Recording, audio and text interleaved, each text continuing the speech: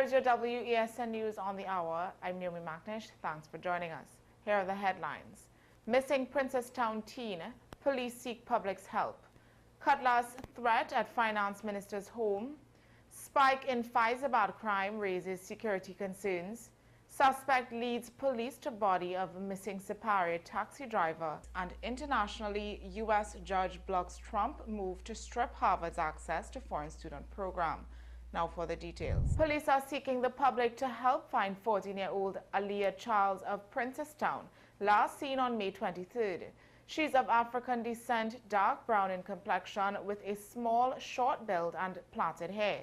She was last seen wearing her school uniform. Anyone with information is urged to call the Princestown police station or any police station. A man with a cutlass showed up at Finance Minister Devendranath Tanku's Faizabad home on May 24th, demanding action on crime and delivering a message for Homeland Security Minister Roger Alexander. He warned the ministers to act or, quote, don't stay home, unquote, before riding away on a bicycle. Police responded but could not locate the man. Tanku confirmed the incident but declined comment. Commissioner of Police Junior Benjamin says there's zero tolerance for threats to public officials, and all threats will be taken seriously and investigated thoroughly. The threat to Minister Tanku comes amid a rise in crime in Faizabad penal area. On May 3rd, a couple was attacked in their home, one beaten, the other sexually assaulted. On May 13th, a burnt body was found in Salt Mine Trace. In March, 2 separate murders occurred, including that of a penal man who was run over after being shot. Police believe there may be an organized criminal ring operating in the area and have stepped up investigations and patrols. Police have discovered the decomposed body of missing taxi driver Shiraz Ali in a forested area in Faizabad. The discovery came after a 26-year-old suspect in custody since May 23rd offered to lead officers to the scene. The man claimed he stabbed Ali during an argument. Ali was last seen on May 19th and his vehicle was later found abandoned. An autopsy is expected to determine the cause of death.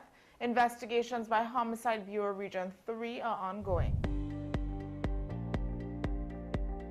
Internationally, a U.S. judge has temporarily blocked the Trump administration's attempt to revoke Harvard University's access to a key program for enrolling international students.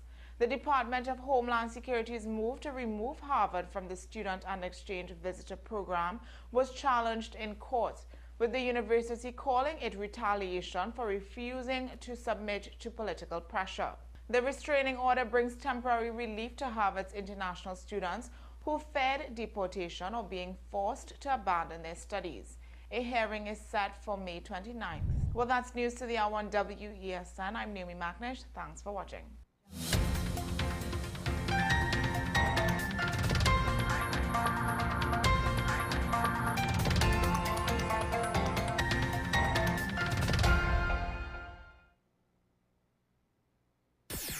WESN.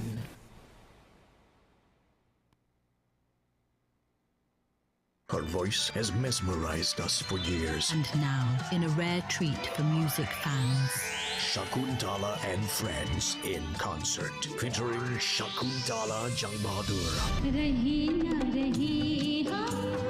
Singing sensation Deval Jeklal, brilliant musician Dr. Shivanan Maharaj, master flautist and saxophonist Narendra Maharaj, with music from Shiv Sangeet Orchestra, Shakuntala and Friends in concert. Shakuntala, Tala.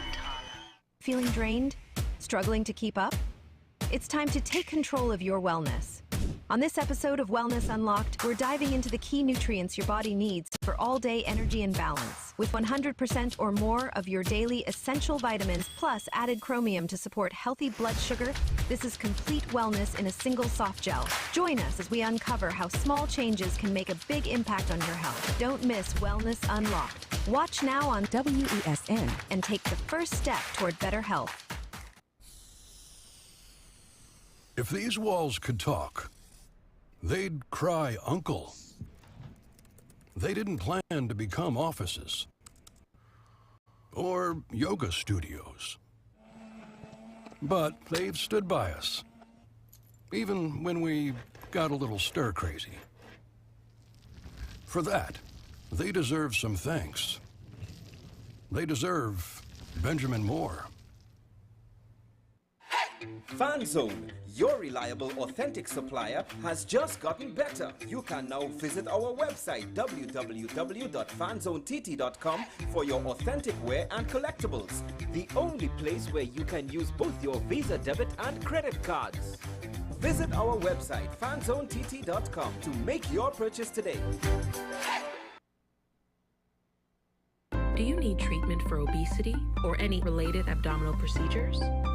The community hospital now offers minimally invasive laparoscopic surgery done by an American-trained, board-certified surgeon with over 20 years' experience.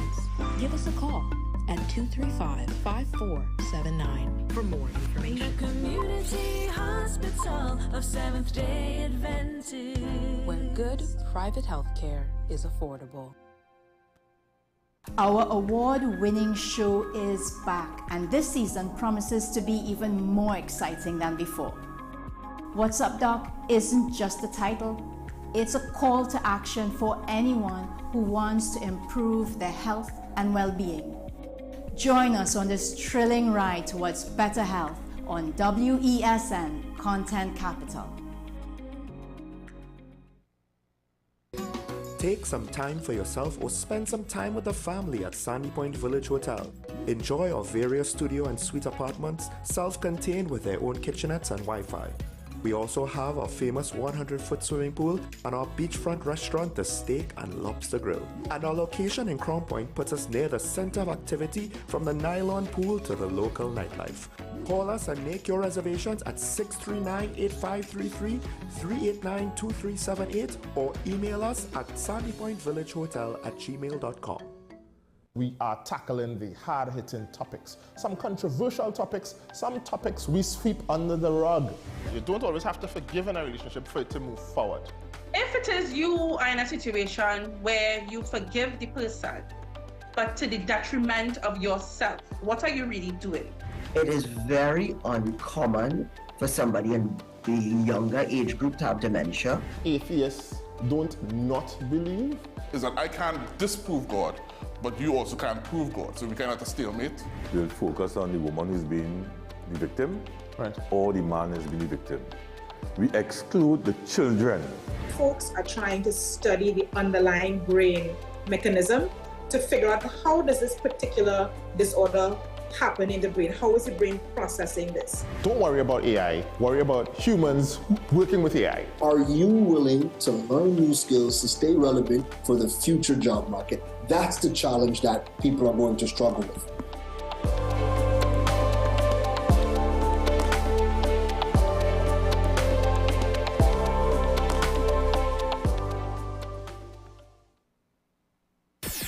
WESN.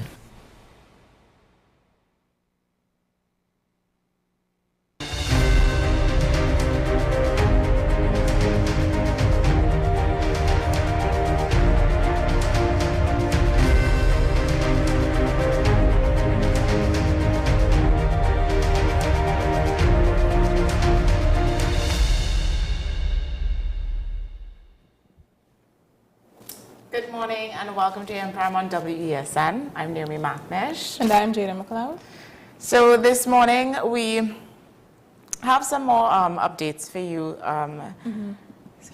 First on the agenda. There's a lot of news. There's a lot of news and some of it not so happy. So actually the first story is not a very exciting one. It's a San Diego plane crash. Can I take this one? Sure.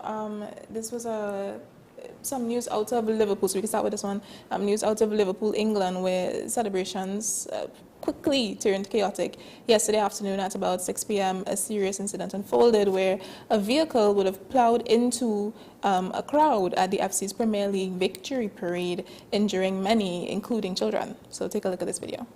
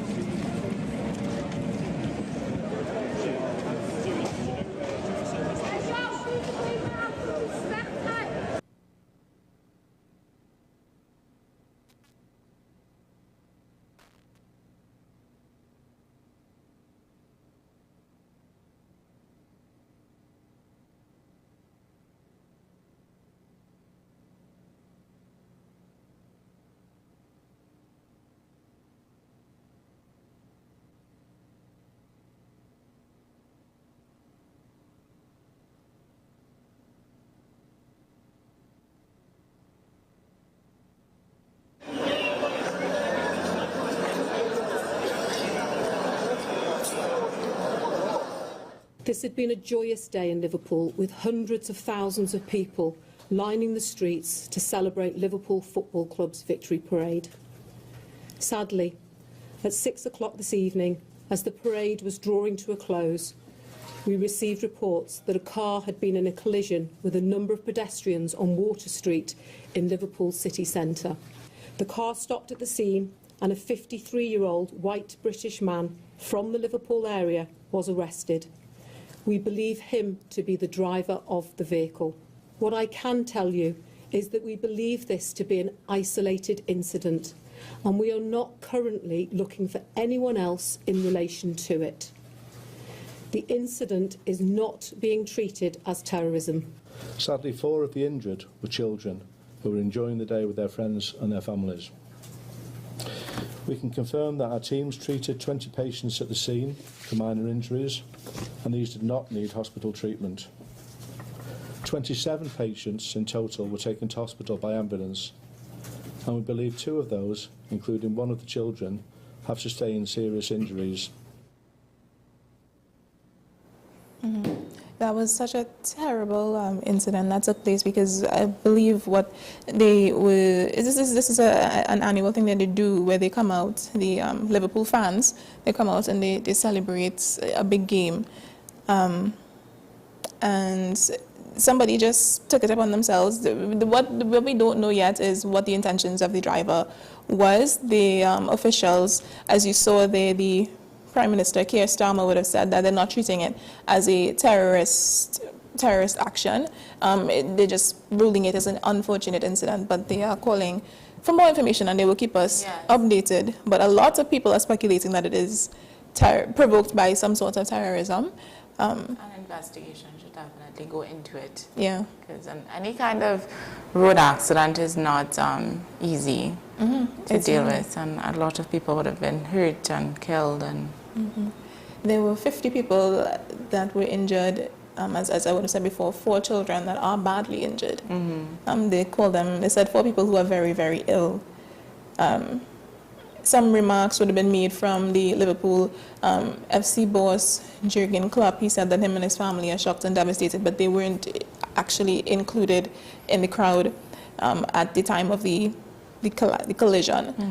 A lot of people came out and made their remarks. Some people who were, there was a lady who the car narrowly missed. I don't know if you, when you took a look at the video, you saw where the car kind of, it came in a little bit to some people and then it just smashed afterwards into the other set of people. So the people that were missed, they just described the incident as terrifying, because it's like your life is flashing before your eyes. Which, yes. So a 53-year-old white British man is believed to be the driver of the vehicle, but again, they don't know the intentions surrounding it as of right now. The driver is still... They caught him. They caught him. It was pretty quick. They didn't take long at all. At all. They caught him and they said, well, this is the man they believe to be the driver, but they don't know what his intentions were. And when I first saw it, I thought maybe somebody spun off the road, or maybe somebody. But I mean, the parade would have been blocked off. So it's interesting. Again, it could be an issue, mental health. That was actually something that someone, I was watching a video about it, and someone had said that in the UK there's a lack of social integration, if you will, social community, and that causes people to become isolated. And of course, and I know Sully could attest to this, that's our resident mental health professional. He can attest to this, when you're so isolated. Of course. Yeah. Yeah. So we're going to shift the conversation a bit now. Former U.S. President Donald Trump. But he is former, I know. Sorry? He is former, I know. Well, yes. U.S. President Donald Trump has publicly criticized Russian President Vladimir Putin, labeling him as absolutely crazy, following Russia's most extensive aerial assault on Ukraine since the war began. So take a look at this video. Happy with what Putin's doing. He's killing a lot of people, and I don't know what the hell happened to Putin. I've known him a long time, always gotten along with him. but he's sending rockets into cities and killing people, and I don't like it at all, okay? Разумеется, начало переговорного процесса, для которого американская сторона приложила очень большие усилия, это очень важное достижение.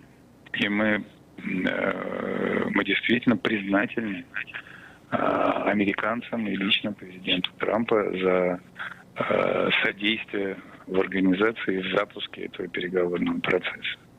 И это очень важное достижение. Конечно, одновременно с этим это очень ответственный момент, и который связан, конечно, с эмоциональной перегрузкой всех абсолютно и с эмоциональными реакциями. Вот. Мы внимательно отслеживаем всю реакцию.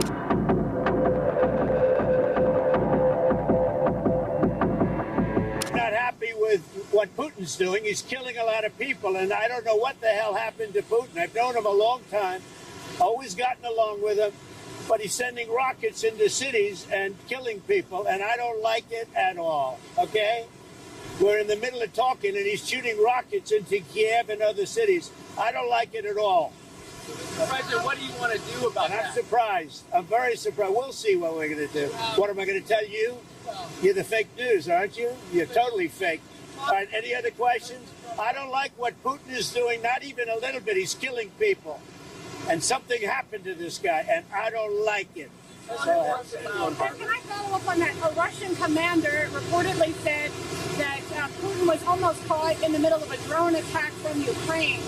So do you have any... I haven't heard that, but maybe that would be a reason. I don't know, but I have not heard. Разумеется, начало переговорного процесса, для которого американская сторона приложила очень большие усилия, это очень важное достижение. И мы действительно признательны американцам и лично президенту Трампа за содействие в организации и в запуске этого переговорного процесса. И это очень важное достижение. Конечно, одновременно с этим это очень ответственный момент, и который связан, конечно, с эмоциональной перегрузкой всех абсолютно и с эмоциональными реакциями. Вот. Мы внимательно отслеживаем всю реакцию.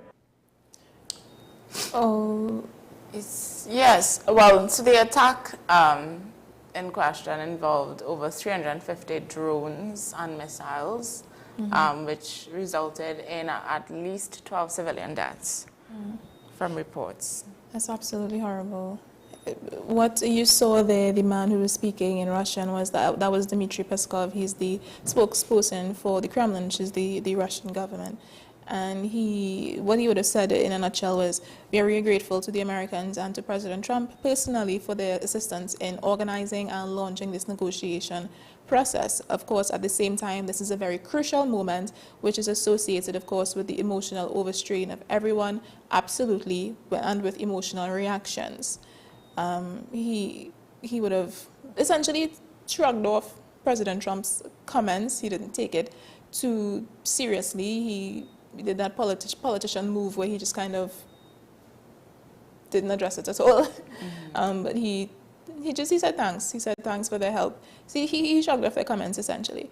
But was that one of the first times Donald Trump has criticized Putin in this way? Because no, but it is a shift because he has previously expressed admiration for Putin.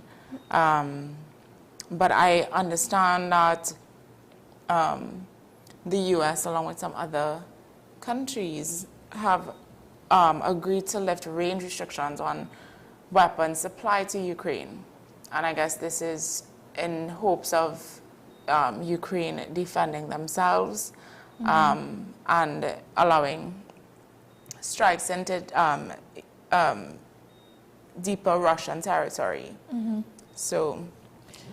yeah, there was a comment that was made where, so this is what Trump had said as well on Truth Social, that this is what sparked the the interview, he said he is needlessly killing a lot of people, and I'm not just talking about soldiers. This is Trump speaking.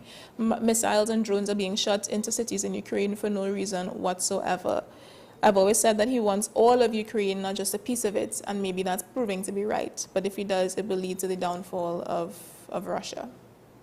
That's what he would have posted on Truth Social. And I thought that was an interesting piece of information, because he's essentially coming out and saying that, no, Putin, you can't have all of Ukraine. They're an independent sovereign nation, so we have to put a ceasefire. We have to put a ceasefire agreement into place so that I honestly, I'm not so sure what it is that Putin really wants, because he can't have the entirety of Ukraine. He can't have the entirety of Ukraine. I don't know what it is with some of the world's leaders, because you're essentially destroying a place that you want, right? That you have a desire to own. We will never really understand why war seems to be so important to certain leaders. We can assume power is a big factor. But Russia is huge. Russia is huge. Why do you want more territory to conquer? It's never enough.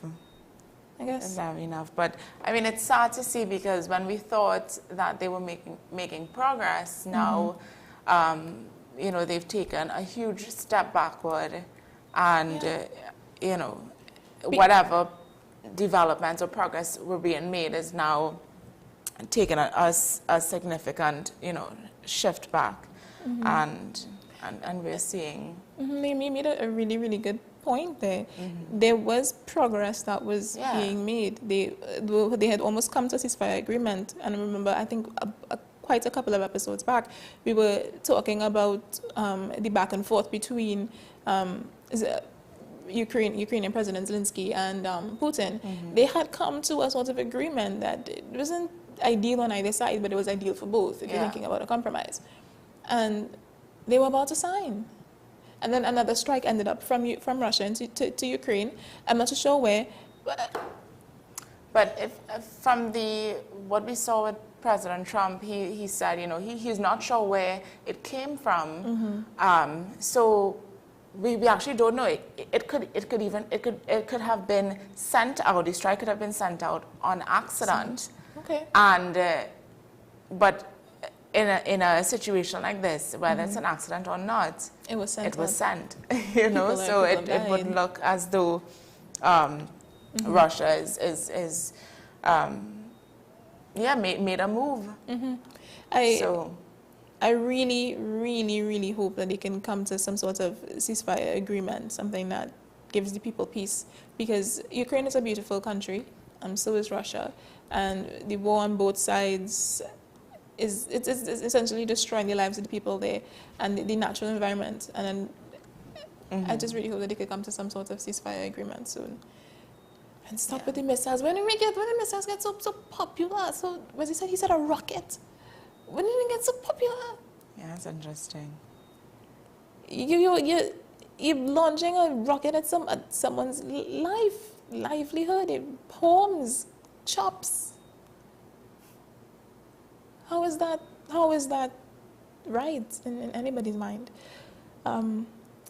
So we are going to continue to update you on some more news. We have always touched on what's going on with Harvard. Harvard and the Trump administration have gotten into some legal battles. Some tiffs recently. Most recently, it was the Trump administration would have told Harvard or revoked Harvard's right to enroll international students. Yes. Which is what Harvard is claiming, that it's absolutely illegal, and they are fighting back against this. So take a look at this video and we'll come back to discuss. United States, where the Trump administration has revoked Harvard University's right to enroll international students. Homeland Security Secretary Kristi Noem ordered the termination of Harvard's Student and Exchange Visitor Program certification. in an escalating battle between the Trump administration and the Ivy League institution.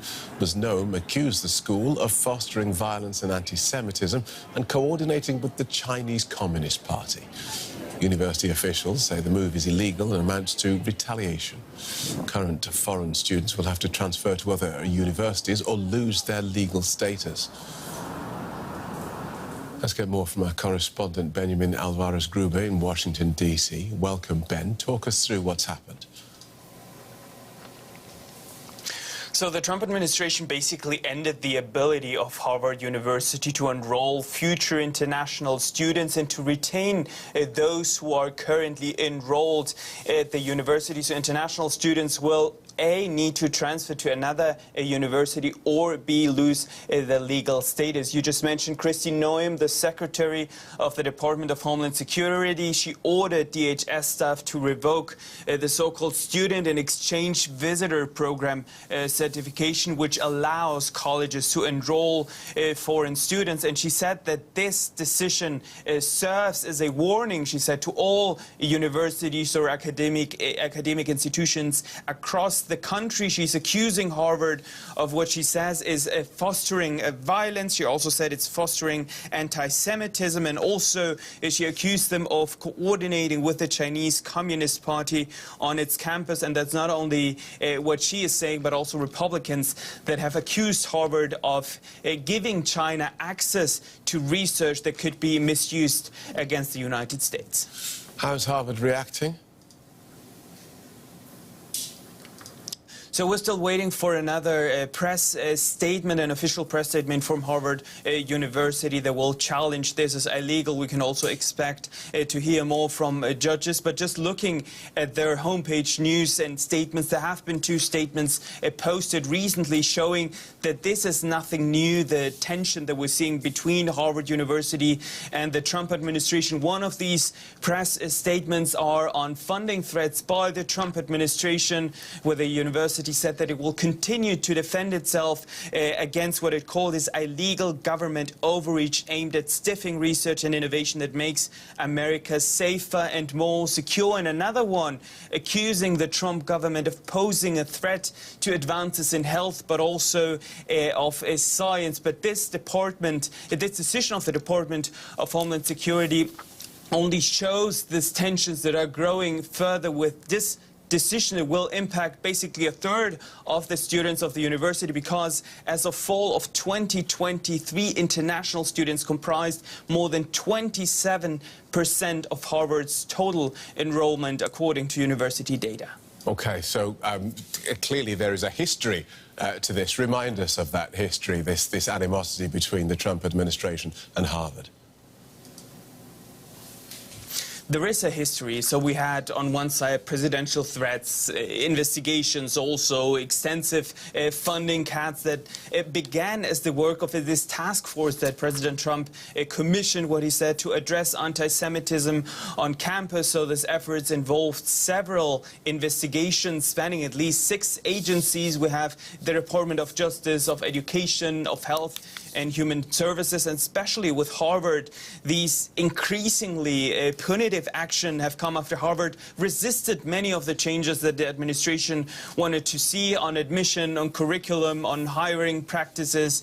And here we see that the oldest and also the wealthiest university of this country is not backing down, and we can expect and see also what the Trump administration is trying to do here to send a signal, as DHS Secretary Kristi Noem said, to all the other universities to see what will happen to them if they don't follow what the Trump administration wants them to do when it comes to enrollment and also when it comes to their international students. So we can expect that there will be a backlash, and also that there will be more reactions from, not just from Harvard University, but also from academia in general against this new decision by the Trump administration.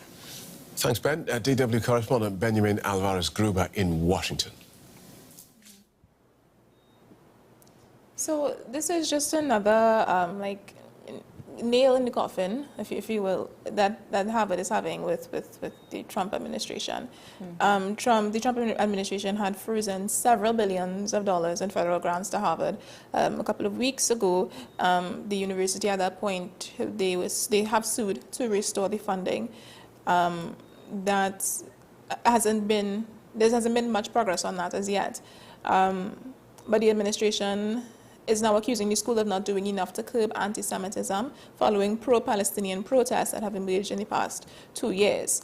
So they would have asked Kristi Noem, she, Homeland Security advisor, director, would have asked the university to send videos of the students who aren't American citizens and are there on visas to send videos of them in what they would call violent protests, or basically any protest. I'd say about the Palestinian Palestinian conflict. Yeah. So because of that, they're calling for any videos, whether it was on campus or off campus, which I think is pretty. It's unnecessary. It is. For, especially off campus, because it's none of their concern what happens. It's an overreach. Off campus. But according to, because of that, right, on May 22nd, Kristi Noem, she's the Secretary of Homeland Security. Yeah. She sent a letter to Harvard, and that's what they're talking about in that news clip. She wrote, quote, "I am writing to inform you that effective immediately, Harvard University's Student Exchange Visitor Program certification is revoked," unquote. And basically, without that certification, a school cannot enroll international students, right? They won't have permission to do so. And when that happened, Harvard, I think they just had enough, Harvard. You know, they're like, okay, it's going too far. And they decided to sue the Trump administration for these offenses. So that was for the Trump administration revoking the certificates, as well as the funding.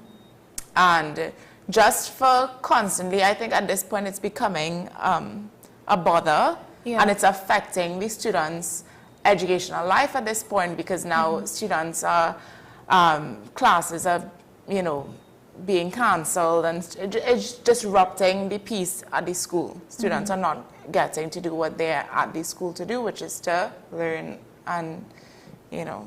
Yeah. So there's a comment that was made that with the stroke of a pen, the government has sought to erase a quarter of Harvard's student body, international students who contribute significantly to the university and its mission. That was essentially what was written in the lawsuit.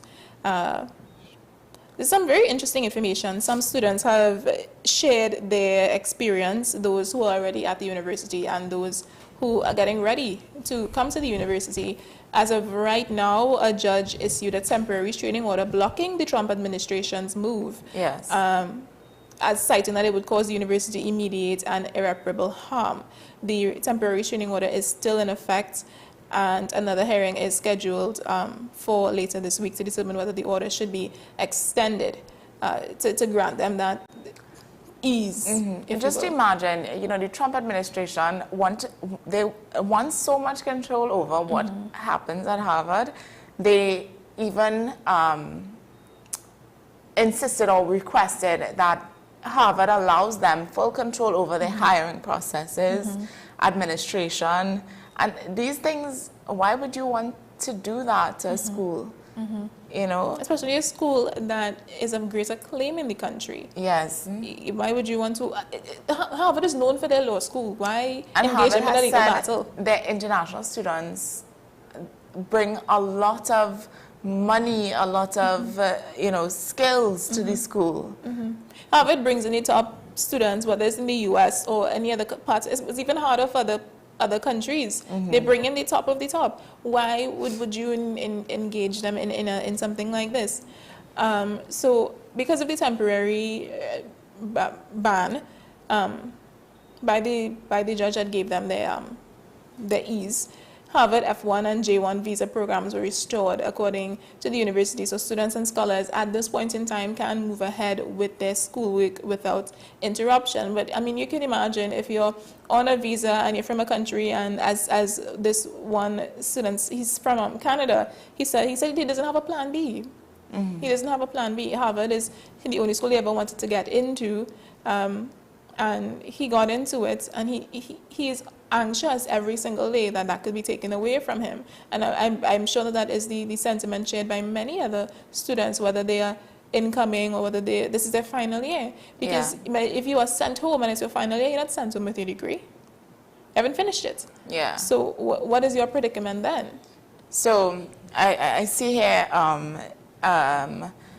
President Trump on Monday, he escalated his attacks on Harvard, saying that he's considering giving $3 billion. The Ivy League institution receives in grant money to trade schools across the U.S. Mm-hmm. So he actually posted this on Truth Social, quote, "I'm considering taking $3 billion of grant money away from a very anti-Semitic Harvard and giving it to trade schools all across our land. What a great investment that would be for the USA and so badly needed," unquote. So, you know, okay, so I understand trade schools focus on teaching practical skills, and this is, this would be specific traits for various professions, which I think any country would benefit from, right? But to say, okay, he's taking this away from Harvard, and we understand from the jump, from the first thing that happened, which was when he revoked their funding, their government funding, and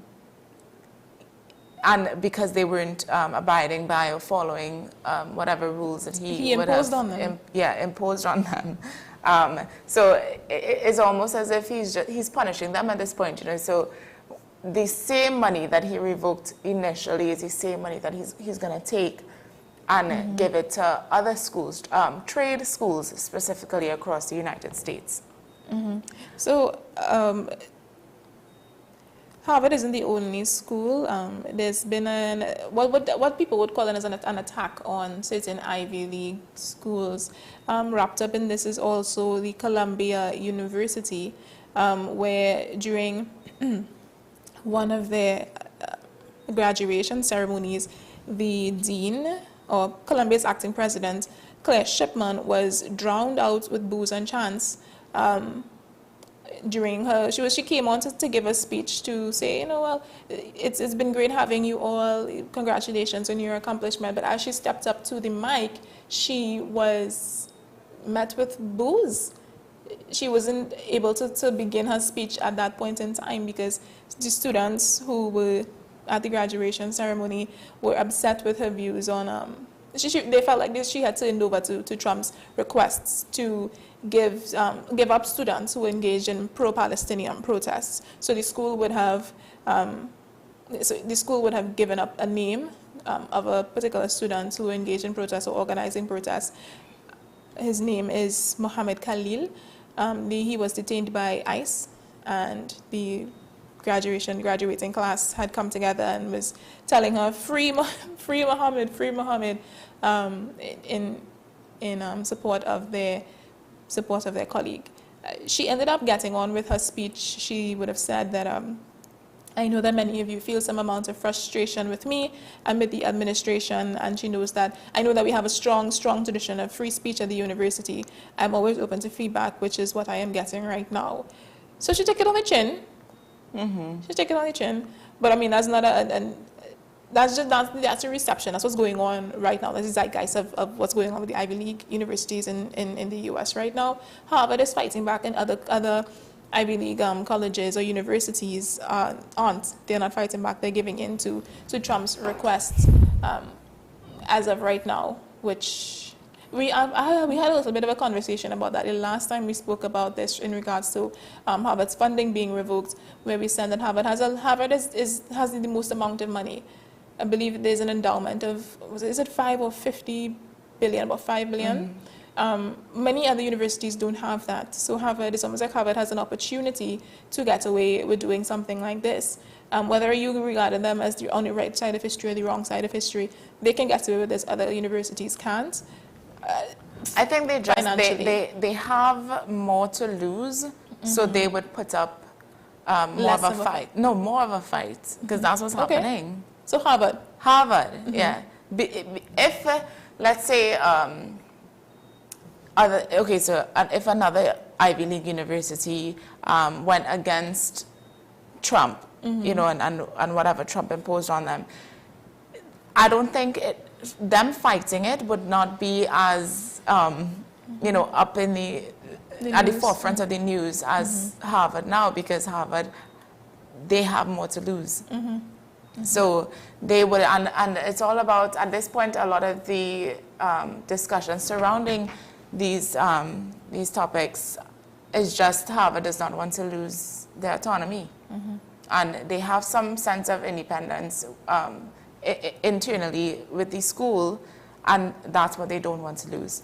But of course, the White House, the White House criticized tremendously what the judge ruling against unblocking Trump's plans to revoke the certificate for Harvard to have international students. And I found that was interesting. A spokesperson from the White House, Abigail Jackson, she said the American people elected President Trump, not random local judges with their own liberal agenda, to run the country. She further said these unelected judges have no right to stop the Trump administration from exercising their rightful control over immigration policy and national security policy. Yes, they do. That's the reason why you have an entire, as we have here, like a legislative branch. It's a check and a balance. You can't do whatever you want. If you were doing whatever you want, it wouldn't be a democracy, it'd be an autocracy. You would be a dictator. The comment itself that she's making, I mean, she's fighting wild.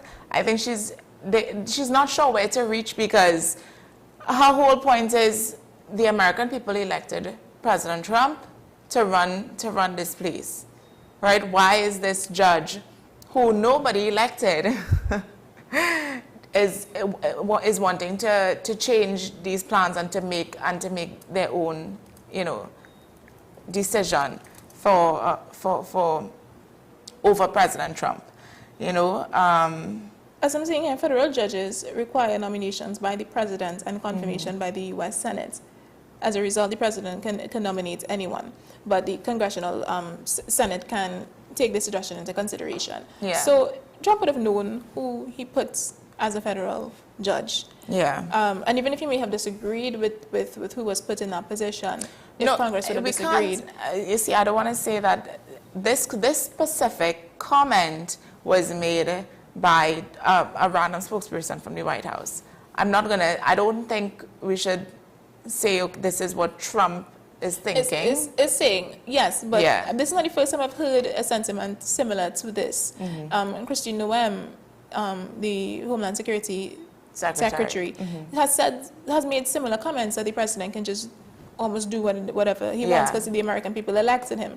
But my point is, and that was the reason why I was quoting this, my point is that there is a check and a balance by law. You can't criticize, you can't say that Trump has the ability to do anything, because he doesn't. Yes, he's the president, so everything has to go through him, but he can't just say A and it's A. He can't just say ABC and it's ABC. You know, the judges have to be able to come in and say, well, let's take this into consideration. Let's make sure they are the protection of the Constitution. And as I said before, if there wasn't this in place, it would not be a democratic nation. It wouldn't be a democratic country. It wouldn't be a place for all. It would be a dictatorship, which is what Trump himself is against in other countries. So why is it? I would hope that Trump wouldn't agree with what's coming out of the White House at this point from other spokespeople, the spokeswoman. Because Abigail Jackson. It's nonsensical. No. But I think that's the end of our Harvard. Yes. Yeah, we will continue to follow it, see what's going on with that lawsuit. I saw some articles saying that they're very, Harvard is optimistic and they have a very high chance of winning. So we can tell them we will follow it and see what's going on with that in the coming weeks or days. So moving along, well, this is something I think we are struggling with here as well, road fatalities. The United States is experiencing a concerning increase in road fatalities with projections estimating 3,639 traffic deaths in May of 2025. And that's May alone, right? Factors such as they said distracted driving, impaired driving, and increased travel during holiday periods contributed to this rise as well. And even back home here in Trinidad and Tobago, we, as Naomi would have said in the beginning, we are facing a worrying spike in road fatalities. We have several deadly accidents that have already been recorded this year. So questions arise, what's driving the rise? So we can take a look at this video regarding what's going on here in Trinidad. The Trinidad and Tobago Police Services Public Information Officer Inspector Misha Lewis shared data on road traffic accidents for the first few months of 2025. She said, while there had been a 10% decrease overall, there were significant increases in certain categories of traffic fatalities. With regard to the Eastern Main Road, there has been an increase in deaths. We have seen an increase of 53%. So in 2024, we had 15 fatalities, and in 2025, we've had 23 fatalities already for the year. So there has been an increase in fatalities, and there's also been an increase in road traffic accidents generally on the main road. There has been an increase of 40%. We had 15 last year, and this year we have 21. Inspector Lewis noted there has also been a significant increase in the number of fatalities among motorcyclists. And we have been seeing an increase, actually a 400% increase in the fatalities where bikers, as in motorcyclists, is concerned for the year as compared to last year. So last year we had 400%, and this year we have 5. The TTPS Public Information Officer said speed, driving while tired, and weather conditions can all contribute to road fatalities and urged drivers to be more cautious on the nation's roads. Speed and driving while tired. Be more cautious on the roads, guys. I know that we like to say that God is a trinity, but you can't be doing foolishness and expect to always get away with foolishness. All right, this is a serious rise. Yes, it's the rainy season. Yes, the roads are wetter. Which is exactly why you have to be more careful. Take your time on the road. I mean, the other morning, I was on my way to the studio, and on the highway there's a 4-car collision. Oh my God! On the highway, and this was. It had 2 accidents. So there was a 4-car collision northbound, and then a little higher up, there's a truck. I didn't see exactly what the vehicle was, veered off off the road, that crashed off the road, and ambulance, fire truck. It looked as it was a rescue at that point. I don't know how bad the injuries were, if there were any deaths, but the point is, why and this was what, 5 o'clock in the morning, after 5 in the morning, what are you doing that you're driving so fast that these things have to happen? Yeah, you're not Superman. You're not Superman, you're not Superwoman. You're flesh and blood, and you're around other flesh and blood. And even if you're running late, take your time. It's better you're late than you don't reach at all. Yeah. You know, and these are things that we have to keep in mind, because, guys, your friends, your family, you will be missed when you're not here. And you don't want that on your conscience if you survive and you cause the death of someone else. You do not want that on your conscience. So that's even foreshadowing what we spoke about yesterday with President Christine Kanglu losing both of her siblings, her sister and her brother, in road fatality accidents. On that, there's been a steady rise over the past couple of years in road traffic accidents. I don't know if it's because we have more cars on the roads or what's going on with the demerit point system, and that's why I would be in favor of the demerit point system. And it needs to be implemented in a way because I don't think people are too concerned about it. I mean, it should be. There has been a rise. In 2024 alone, there were 66 fatal road traffic accidents, resulting in 70 deaths. There's been a 14% increase from the previous year. So in 2023, there was a lot of road fatalities. In 2024, there was more. Now in 2025, a steady increase as well. That's not the kind of increase we want. No. And another point as well, I think a lot of drivers tend to feel that they can handle it. They can handle when you're tired, like, no, I'll make it home. I'll be fine. Or especially if you're out drinking, you think, no, I'm not drunk. I can still drive. I've only had a few drinks. You don't know what can happen on the road, and we need to be extra cautious, especially when you know you're tired. Don't think I can make it home. If you're tired, do not drive. I think being tired is worse than being drunk.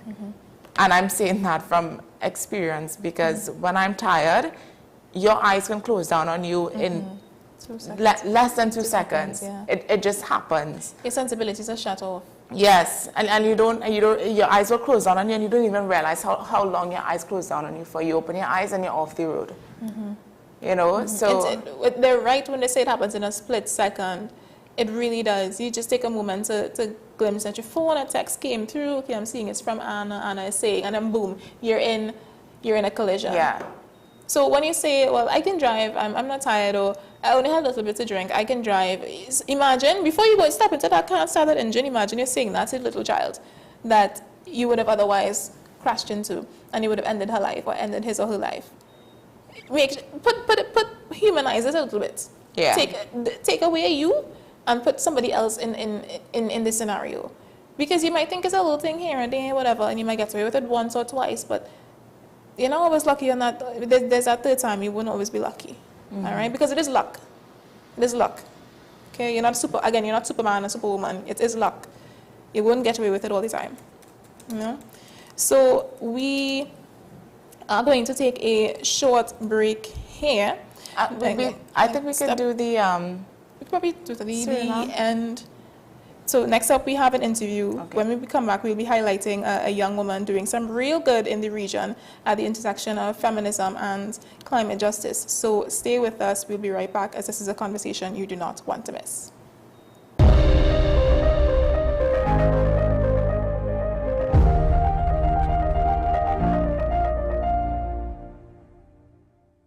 Low energy? Heart concerns? Migraines slowing you down? It's time to take control of your health. Join Wellness Unlocked, the series that brings expert advice and real solutions for a healthier you. In our latest episode, learn how Jameson CoQ10 can help support heart health, boost energy, and even reduce migraines. Get the science, the stories, and the steps to power up your health with CoQ10. Don't miss Wellness Unlocked. Watch now on WESN and start your wellness journey today. I am Dr. Delphina Ovid, your friendly neighborhood dentist. At Community Hospital Dental Clinic, we offer examinations which include x-rays, basic oral cancer screening, and a treatment plan.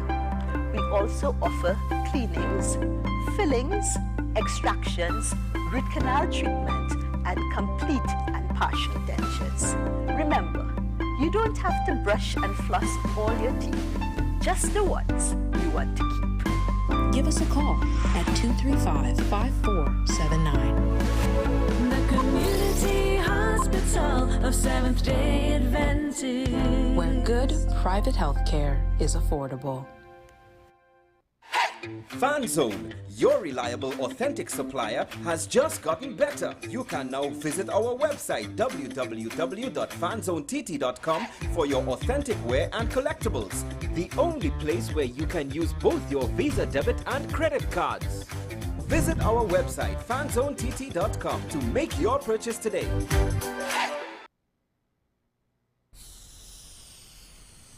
If these walls could talk, they'd cry uncle. They didn't plan to become offices or yoga studios.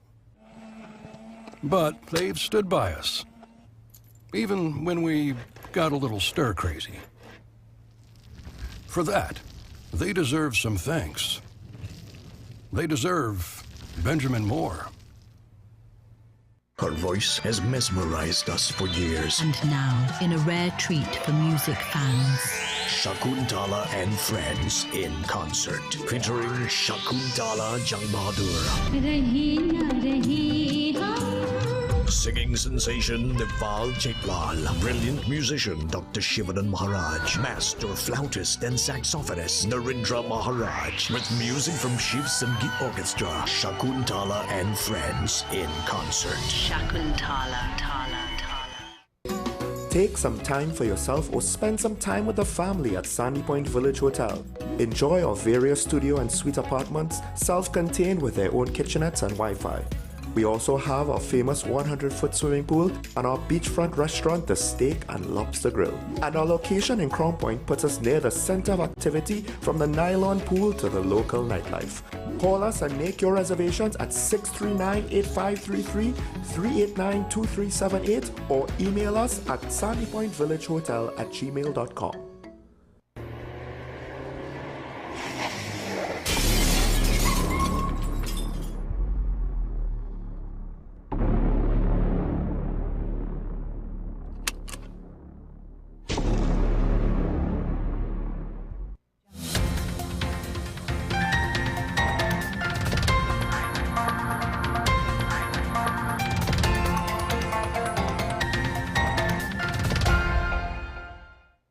Here's your WESN News on the Hour. I'm Naomi McNish. Thanks for joining us.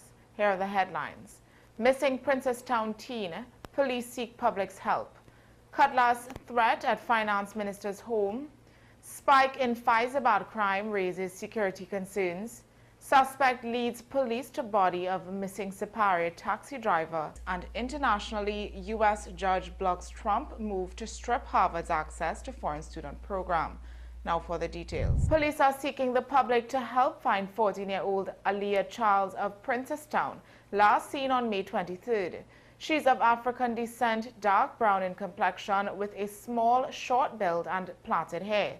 She was last seen wearing her school uniform. Anyone with information is urged to call the Princestown police station or any police station. A man with a cutlass showed up at Finance Minister Devendranath Tanku's Faizabad home on May 24th.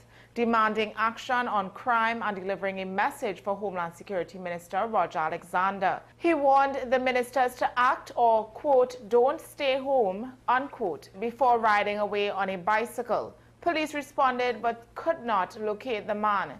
Tanku confirmed the incident but declined comment. Commissioner of Police Junior Benjamin says there's zero tolerance for threats to public officials, and all threats will be taken seriously and investigated thoroughly. The threat to Minister Tanku comes amid a rise in crime in Faizabad penal area. On May 3rd, a couple was attacked in their home, one beaten, the other sexually assaulted. On May 13th, a burnt body was found in Salt Mine Trace. In March, 2 separate murders occurred, including that of a penal man who was run over after being shot. Police believe there may be an organized criminal ring operating in the area and have stepped up investigations and patrols. Police have discovered the decomposed body of missing taxi driver Shiraz Ali in a forested area in Faizabad. The discovery came after a 26-year-old suspect in custody since May 23rd offered to lead officers to the scene. The man claimed he stabbed Ali during an argument. Ali was last seen on May 19th and his vehicle was later found abandoned. An autopsy is expected to determine the cause of death. Investigations by Homicide Bureau Region 3 are ongoing. Internationally, a U.S. judge has temporarily blocked the Trump administration's attempt to revoke Harvard University's access to a key program for enrolling international students. The Department of Homeland Security's move to remove Harvard from the Student and Exchange Visitor Program was challenged in court, with the university calling it retaliation for refusing to submit to political pressure. The restraining order brings temporary relief to Harvard's international students who feared deportation or being forced to abandon their studies. A hearing is set for May 29th. Well, that's news to the hour on WESN. I'm Naomi McNish. Thanks for watching.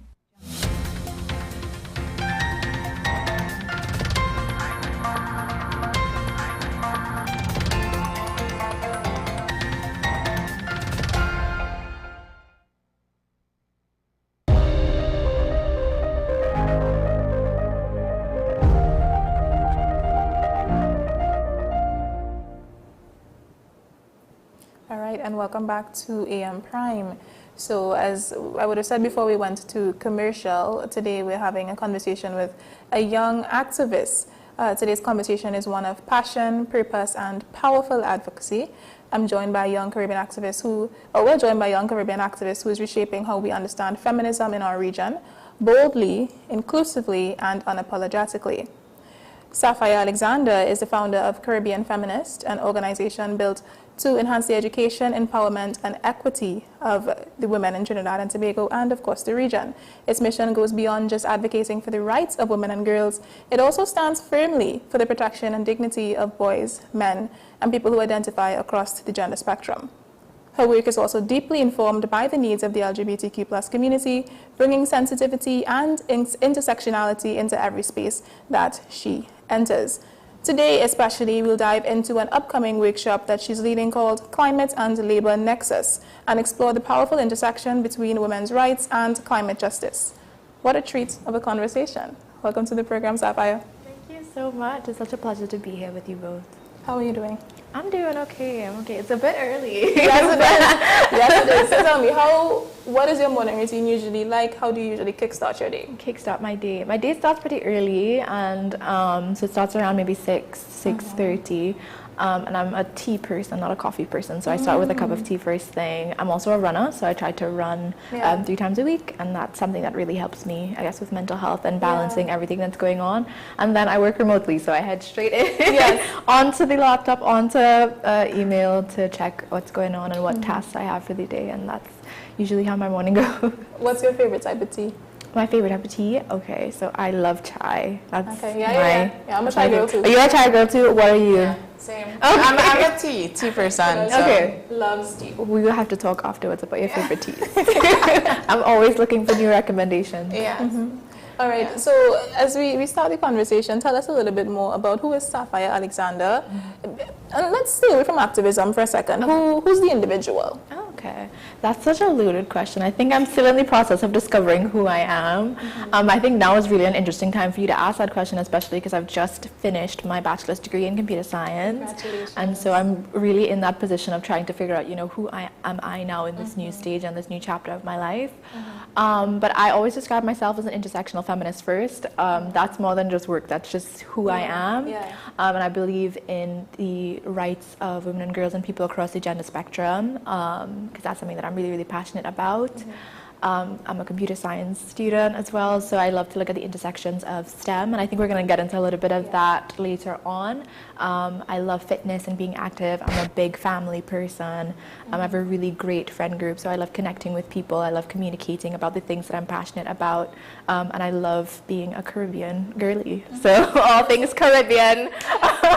Thank you. I'm a big advocate for all things Caribbean as well, so I love to share our culture and our values and our warmth across the global stage. Yeah, that is beautiful. So what inspired you to create Caribbean Feminist? Because I understand you were only about 12. Yeah. You were really young. I was. So for me at that time, it was when I first started to hear about, what exactly feminism is. I mean, I'd always been passionate about women's rights. I'd always been like, why do they always say girls must be seen and not heard and boys get to be rambunctious? So I was always a little activist. But I learned the language for the concepts that I was passionate about when I first saw there's this TED Talk by Chimamanda Ngozi Adichie called We Should All Be Feminists. Yes. And that was the first time that I heard the term, and I was like, oh, wow, this I agree with. I'm going to get behind this. And so I would start to look into all these videos about, women's rights and LGBTQ plus rights and reproductive rights and learning so much. But what was missing for me in that was that it was a lot of Western perspectives. Yes. And I was like, it cannot be that they are only feminists in the US or in parts of the African continent. They have to be feminists here. So I started to delve in a little bit deeper to learn about people like Rhoda Reddock and Peggy Antrobus, who have really laid the groundwork for us here in the Caribbean. I said, wait, I need to share this with everybody. Yeah. So I decided to start. It started off as a blog, and I would just share about pertinent issues that were impacting us. I think it was around 2018, which was when Jason Jones versus the state happened, which was the repeal of the buggery law for the first time. So the first set of articles that we wrote were from Caribbean queer youth. What was your perspective on this decision, and how was it impacting your life actively? So I really wanted to create a space where outside of tertiary academia, because we know that UE has IGDS, where if you want to engage in feminist advocacy, you can. But at that time, I was 13. I had no access to those spaces. So I thought, hey, let's create something for me, my friends, and my peers to find community, to learn about what's happening from the Caribbean specifically, and to, make a difference, make a change. Yeah. So what does, feminism look like to you in a Caribbean context, based on what you're saying, and how do you see the work of feminism locally, connecting these local realities with the global movements? So that is a question that we kind of grapple with a lot in the advocacy space here in the region. A lot of people hear the term feminism, especially in the Caribbean, and they reject it as this Western idea. Yeah. They're like, that's a really foreign concept for us. I don't self-identify with that. Some people see it as synonymous with man-hating as well. They see these images of, European women burning bras, and they think that that's all that it is. But on all fact and actuality, feminism has always existed in some shape or form in the Caribbean. We don't have it the same way as in the US, where, women have to fight for the right to work and exist within the labor sector. Women in the Caribbean have always worked. That's just a simple fact of it. They were alongside men on the plantations, within the plantation economy, working actively. So that is one way that our feminism differs a bit in its origins as well. I think with us, it intersects a lot with different issues of things like colonialism, especially in the Caribbean, and then it also intersects with climate justice a lot. So we look at the ways that women and girls in the Caribbean, as well as men and boys, are differently impacted by legacies of colonialism, by climate justice. We look at how legacies of colonialism feed into gender-based violence and other issues like that. So that is what really shapes our feminism, and that's how it differs from more Western or other forms of advocacy. But I think it does have its space and its role, and that's what we're fighting for within the global feminist discourse, because people tend to forget us. Yeah, no, it's true. I think when you think of feminism, you definitely don't think of it in a local context. I think here we brush it off as we don't do that. That's an American thing. So it is true.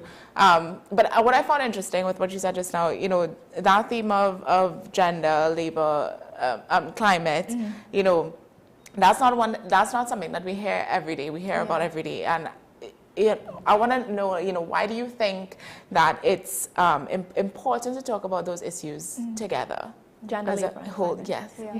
And that is a big issue that we're running into, especially when we're starting our research, because one of the main pillars of this campaign is to collect data on how laborers in the Caribbean are impacted by the climate crisis. Because we know it's a serious issue. We have extreme heat, we have extreme weather patterns, and we have excessive rainfall and things like that. And these are things that put workers at risk. It leads to health impacts, like the increase in vector-borne diseases. It increases heat stress as well, and these are really real issues. And when you break it down again and you look at it as how it intersects with aspects of their identity, for example, a woman who is working also has to deal with things like her period or menopause, and that increases her risk of experiencing extreme heat stress.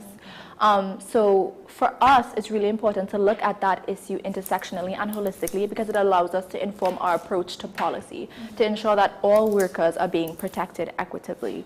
And so, yeah, so we have found that a lot of people don't understand why we're looking at it like that. Just what you said just on my mind when, like, because you don't think about things like that. No. And then even when you look at things like, for us, we also look at who are the most vulnerable workers, right? So if you look at like migrant workers, for example, they are more likely to take jobs that have increased exposure to the environment. And so therefore they are again more at risk to climate hazards and risk, but then they also don't have the agency to advocate for better conditions. So migrant workers on a whole, and then you look at women who are migrant workers who are experiencing other forms of exploitation like sexual harassment in the workplace, etc.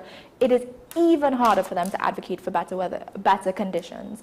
So that again is another reason why we think it's so important to look at all of these intersections when we're developing our approach, and that's why we thought it was so important and so timely to do a project like this. Because I mean, it's not something that we're just doing here. We were inspired by movements in Qatar and in India where they're really implementing policies to ensure that, you know, when the temperature threshold goes beyond a certain point, workers are asked to leave, like if they're working in agriculture, or they mandate that work sites must have shaded areas and must have access to water. So these are things that already exist in other parts of the world, but we would really like to see that ripple effect take place here. So the point of the workshop is not just education, but to sort of get data to form a policy.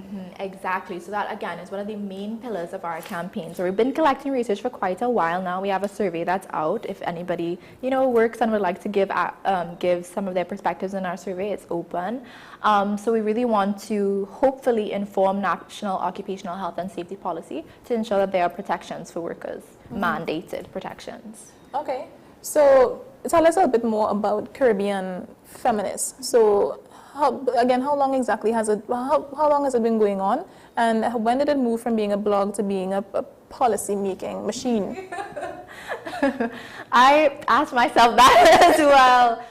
So I started Caribbean Feminist in around maybe like 2018 or so, and a lot of the advocacy that we did in the beginning was around like pre-pandemic and then during pandemic. So we did a lot of online and digital advocacy. And as I continued the work and I continued having conversations with people on the intersection of gender and climate, labor and climate, etc., I was like, hey, I think we really need to, you know, work on something that pushes the barrier a little bit more. And then one of our team leads, her name is Princess Avian Charles, is an occupational health and safety expert, and this is an area that she's extremely passionate about. So she brought it to me and said, hey, I think this is something that we should prioritize going forward. We did we sent out the survey and found that people were really impacted by this issue, and then decided to build this campaign around it.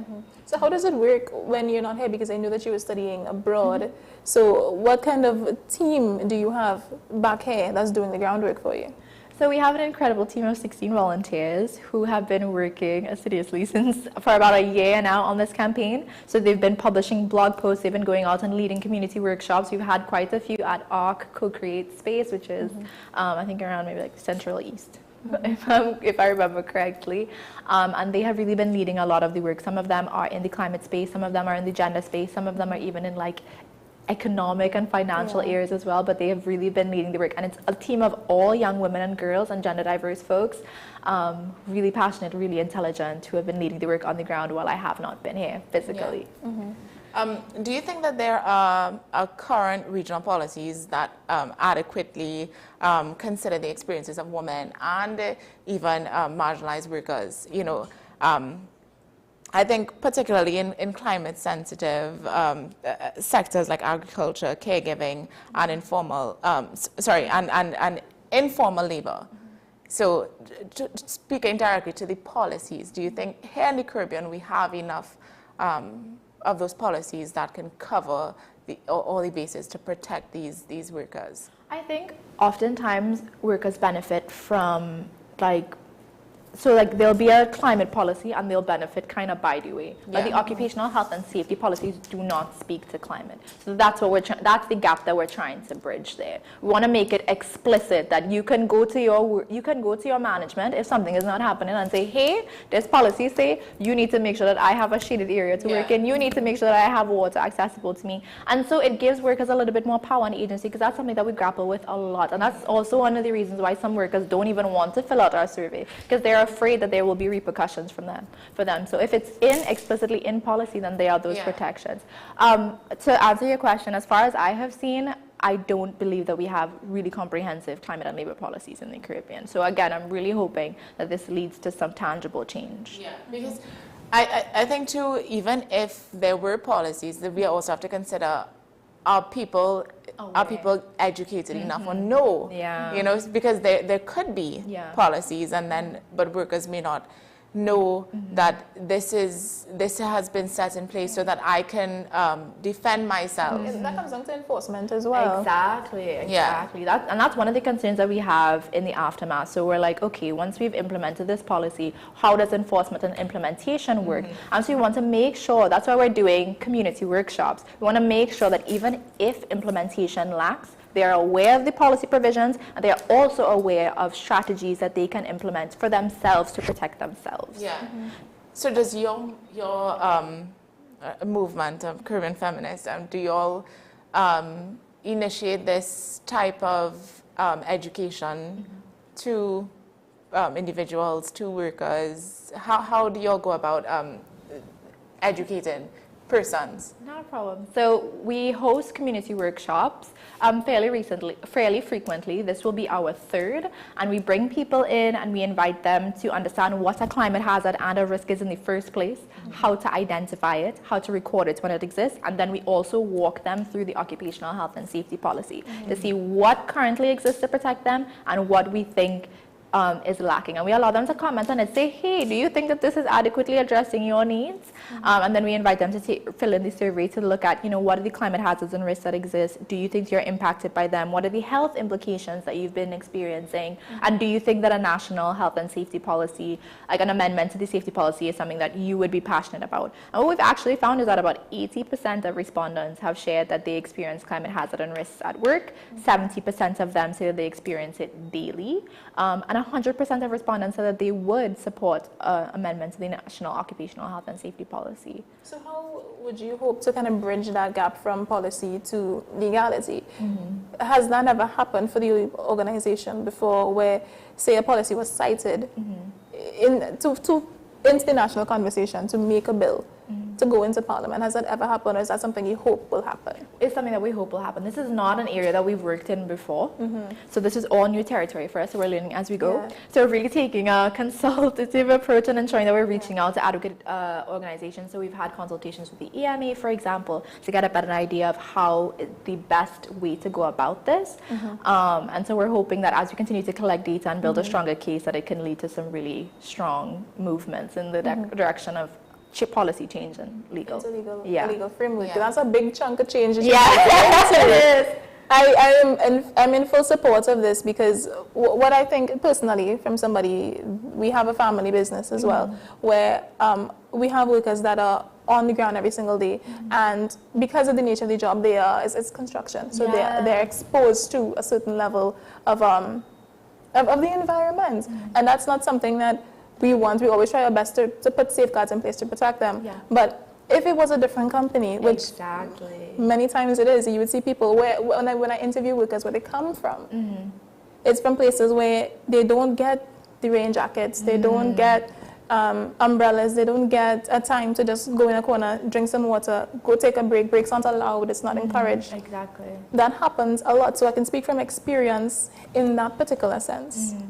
So I really like what it is that you're doing here. So tell me, has there been any responses that sort of like pushback from anybody when you were trying to bring this into policy?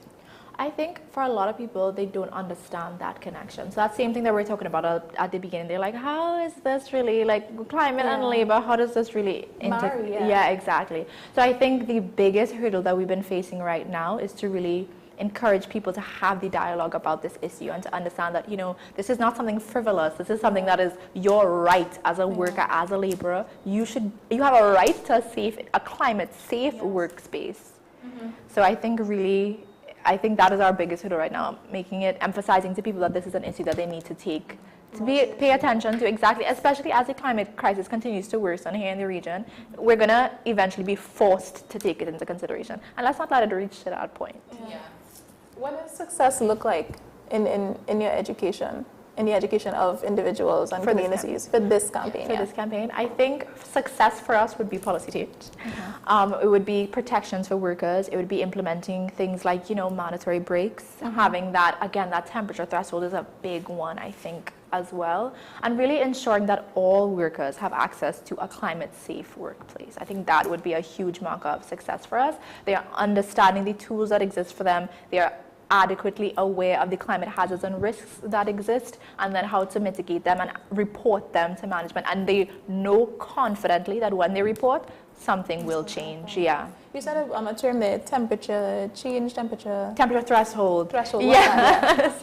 So we've seen this implemented, I think, in India and Qatar so far, where when the temperature reaches a certain amount regarding heat, that workers are not allowed to work outside, or they're not allowed to work on these huge construction projects. It's mandated that they have to take a break. I can't quote for you, unfortunately, what exactly that number is, but that's something that I think could be really beneficial, because what we've been seeing in our surveys as well is that heat stress is one of the big things for people, and that leads to things like kidney disease, which is really serious. Exactly. I think heat stroke is something that it's not. It's very serious, and I think because it's not medically, it's not something that you, because when you get a heat stroke, you can rest and you'll be okay. Yeah. In some cases, it can be fatal. Yes. Yeah. And on top of that, let me just take the basic thing. When you're in a lot of heat, when it's really hot, you're not yourself. Exactly. It's almost like when you're hungry. It's almost like when you're hungry, you're not yourself. Exactly. You and can't work. You can't. And even beyond that, it impacts your quality of life. Because if you're working in an extremely hot environment all day long, you're exhausted at the end of the day. You're not able to connect with your loved ones, your family members in the same way. So it trickles into all areas of your life. And so we really need to ensure that this is not the case. Yeah. So I want to ask about the workshop by Caribbean Feminist. Just to understand workshops that y'all would have done in the past and then upcoming, the goal of these workshops and, who are the individuals that would attend these workshops, and what are some of the key takeaways that someone can take from the workshop? Okay. So in the past, our workshops have been open to all workers. We also open them to CSOs, if any trade union representatives would like to attend as well. And so far, the majority of our attendees have been just general workers, and that has been great as well. As I mentioned, we educate them on how to identify climate hazards and risks. We walk them through the national policy, and then we invite them to take our survey. We also take it as an opportunity for community solidarity and sharing, for them to, talk about their experiences and to create kind of this community around this issue. So that is what we have done in the past. This upcoming workshop will be similar, but we're going to have a little bit more of a structured dialogue. We're going to allow them to brainstorm policy recommendations as well and get a little bit more active in the brainstorming and ideation around what a policy change could look like. We're also going to do the same climate hazard and risk analysis work, and then we're going to introduce a checklist for them on how to survey their workplace for climate hazards and risks, identify them and record them. And then, of course, invite them to take our survey, because that's a big thing for us. We have to collect data. Yeah. So, okay, so in your experience going to other countries and seeing what's being done there, what's one thing besides the what you learned from Qatar, what's one thing, the biggest lesson you learned there that you want to bring back and implement into a Caribbean context, into a Trinidadian context, to be exact? In multilateral spaces? Yes. So another big area for me is having a national gender policy. That's a big thing. This is a complete pivot. Well, not a complete pivot from the conversation, but that's something separate. We've had, I think, a white paper of a national gender policy for years now. But I think that is something that could be really beneficial for us in achieving gender equality here in Trinidad and Tobago, because we have, made a lot of gains as it pertains to reducing gender-based violence and increasing women's political participation, but there's no legal framework to ensure that streamlines gender equality throughout all legal frameworks. So I think that is something that I would really like to see implemented. Other islands in the Caribbean do have it. So it's not something that's foreign to the region, but it's something that is really powerful, so that women and girls can know that these protections exist for them. What kind of policy would that be? Like, what would the name of it be? So it would be called the National Gender Policy, and it would include, it would cover anything related to gender. So other legal frameworks would feed into that document as well. So it would touch on things like gender-based violence, non-discrimination in the workplace, and other areas like that. So is it like saying you want a quota of persons in a particular field, or is that just part of it? It could be, yeah. It could be part of it. So just to, understand specifically a gender policy, is there nothing, do we not have anything associated to a gender policy like in Trinidad and Tobago currently? So within individual laws, so if you're talking about, say, gender-based violence or workers' rights, etc., there will be like paragraphs or like sections on, making sure that there's not discrimination. But a national gender policy would just kind of tie all of that together. Okay. Yeah. So it would have specific, it will deal with specific issues, and I guess because I'm trying to understand, because I do believe that we have protections against we do gender-based have violence. protections. Right, but this gender policy that you're referring to, tying everything in, I'm trying to additional. It's not just the basics of exactly, and it would ensure that gender is mainstream throughout all legal processes. Right, and you're covering LGBTQ. Exactly, because right now you don't have to include gender in a national policy. It's great that they do, but with a national gender policy, it ensures that gender is always in mind in all legal frameworks. Okay. What would you say to people who say that that's unnecessary? Women are the helm right now of leadership in Trinidad and Tobago. It's not necessary to put something into law. It's why you do this? Why do we need a national gender policy? And people say that a lot. They say, women are winning right now. I think we've achieved gender equality. We've done it. I think done. Tick that box.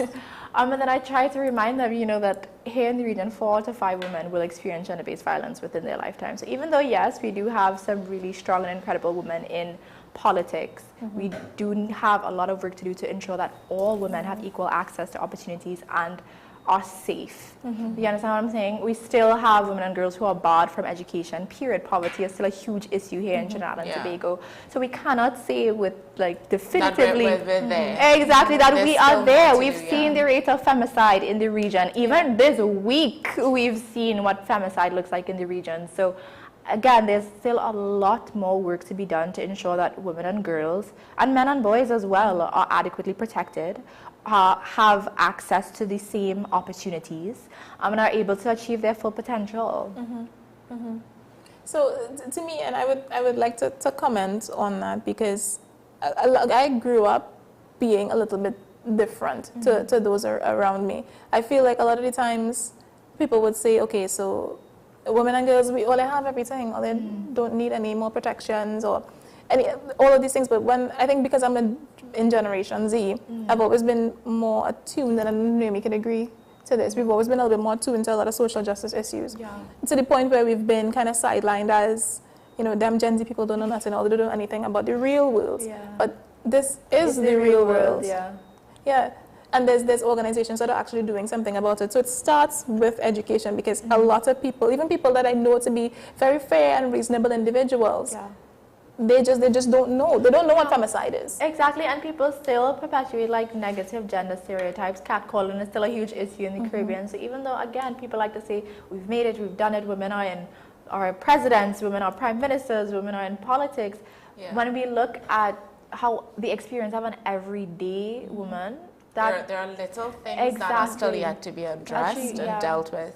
So it's almost like these women are in leadership in spite of, not because of. Yeah, I think we have to look at the women that are in leadership now as a step up in the right direction. We are getting there, but there's still a lot more to do, because like Sapphire said, there are these little things, the catcalling, there's still women struggle daily. Period. Poverty, that is another big thing that we deal with. And yes, there are initiatives and movements and activism that happens to, deal with the issue of period poverty. But I don't think we fully understand. We don't understand how bad it actually is. Exactly, and even things like access to reproductive care, access to, and we don't, because I think I'm guilty of this as well, because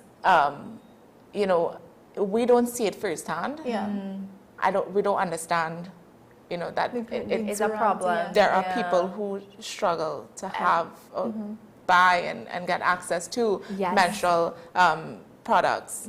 Because I've never had to deal with that, fortunately enough. But there are people who don't have the same and interestingly luck. enough, they did a national survey, the government did a national survey, and they found that over 90% of people say that menstrual products are too expensive, they can't afford them. And that is with VAT exemption, because those are VAT exempt products. So it's actually great. Which is another step in the right. So these are things that we have to be proud of, but also it still hasn't. It's still a huge issue. It's great that you brought that up, because the 20th is actually Menstrual Hygiene Day, if anybody didn't know.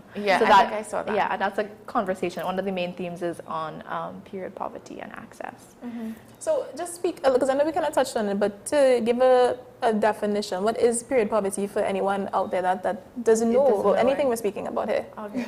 So period poverty looks at a lack of access to menstrual hygiene products. It also looks at a lack of menstrual injustice as a whole, looks at a lack of education and comprehensive education around menstruation as well. But period poverty, looks at not being able to afford or access menstrual products. And just to quickly shout out, there's an incredible organization called Feminine Caribbean who's hosting something called Safe Cycle Week this week, because they've been doing work for the past 5 years to alleviate period poverty here in Trinidad and Tobago. They've opened 12 care banks that provide free menstrual care products to women and girls and other menstruators in vulnerable communities, and they also provide education. And so for this entire week, they're going to be leading school tours and providing education and awareness and resources to young menstruators. They're also having a workshop on how to make your own reusable pads this week. You're like, that's an interesting one. I know it's a thing. I've seen people talk about these just like cloth diapers for babies. That's a thing, right? People do that, but I just don't. You're like, I can't get behind this one. I can get behind period panties. Okay, yeah. That's because one they're method. reusable. Yeah, that's one method. There's also menstrual cups, and you boil those. So if they're uncomfortable with the reusable ones, then you can. The education around these things, they're so important, because I did not know about menstrual cups until a couple of years ago, when a friend told me about it, and like, oh, it's the best thing, it's way better, it's healthier than a tampon, which we understand, but again, education is so important because for young young girls who they're growing and their body's changing and all these things are happening, like we have to understand what to use, when to use it, why to use it. And it's also about breaking down stigmas and taboos, because for a lot of people, they associate, like, if you use a tampon or if you use a menstrual cup with losing your virginity. So there's also work that needs to be done towards educating menstruators and their families around breaking down these stigmas and taboos related to period, that it's not dirty, that they can still go to school, that these are the options that exist. And of course, allowing the conversations around these topics to be normal, normalized, because people tend to be like, I don't want to talk about this. Exactly. Why did I second guess myself to say period panties?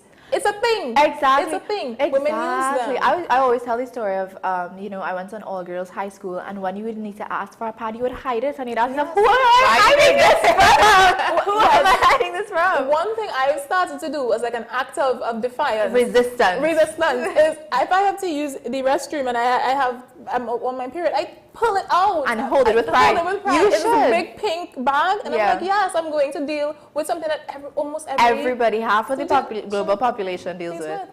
Why is there such a stigma? I've never understood that. Like sometimes when I engage my male friends in conversations, which is really important, engaging men and boys in conversations around menstruation. I love to tickle them because I know they're going to have some. No, I don't really know about that, Jada. That's for girls, but they're your daughters, they're your friends, your sisters, your mothers. Boys and men have to be aware and educated just as much as we do. Exactly. And we need to stop separating them. We should all be a part of that conversation. Exactly. So I love to engage men specifically in this conversation because it breaks down the stigma. Why can't you go to the grocery store or Pennywise or something to get pads for a loved one? Exactly. It shouldn't be like that. It's not. It's very natural. It's not something that's uncomfortable or unclean or anything like that. And so it's like going to the grocery to get cheese. It is. But again, that's the stigma. I think, for me personally, when I was younger, I had to go and buy pads for myself. I remember the first few times that I had to do it, I was really scared. I was scared to just go and pick the pad, the pack up and take it to cash or something like that. I feel judged. And it's crazy to think back on because I'm doing something normal. They know exactly what it's for. Exactly. Whether I feel ashamed or not, the person who's cashing my pack is gonna. They don't care. Exactly. And it's not shameful, but then again, it's all of these cultural practices around how we talk about menstruation, because we make it a secret, and then remember, even when they cash it, they put it in a little black bag so that nobody can see what's inside. And I think we need to again be proud, like Jada, of our pads, and take it out the bag and hold it separate. Exactly. I only doing that just yesterday, and in my head I was like, yes. Because I had an experience at a pharmacy, and I had a little debate with the cashier, and she was like, I'm going to put it in a little backpack. I'm like, it's fine. I really don't care. I'll take it now because I have to go now, so I don't want you to wait to do all of that. Just to find a bag. Just give me I'll just walk out with it. She's like, no, give me a chance. I want to put it in a backpack for you. Why? It's unnecessary. I'm going right there. Because of the stigma, because of the taboo. It's so strong. And you don't realize how strong it is until you start to go agaast it. Yeah. And then you feel like an outsider. You feel like you're doing something wrong. Revolutionary. And it's not. I'm just attending to my needs. But it starts from school at a young age, I think from primary school. So I'm really happy to hear, this feminine TT. Feminine, doing these initiatives in these schools and educating these young students, because when I was in primary school, we did have things like this. I went to an all-girls primary school, and I remember specifically there were girls in my class in my year. They would have left these period and puberty conversations for the older schools. So I believe from standard 4 and 5, that's when we would have these conversations and people coming into the school to educate us and to show us how to use a pad and how to store it and when to use it and all these different things. And I remember I didn't have my period in primary school, right? But there were other students who did. And I found it was so interesting. I remember thinking, aren't you like 10? Aren't you like 9? And why are you going through this? And there were other girls. I had a best friend, and she got her period in standard 4, I believe. It could be, I hope I'm not wrong. It was either 4 or 5. But it was in primary school, and it was like, I found that was interesting. I was like, and a lot of people, when other students realized that she had her period, they scorned her. And it was, a lot of judgment was being placed on her for that.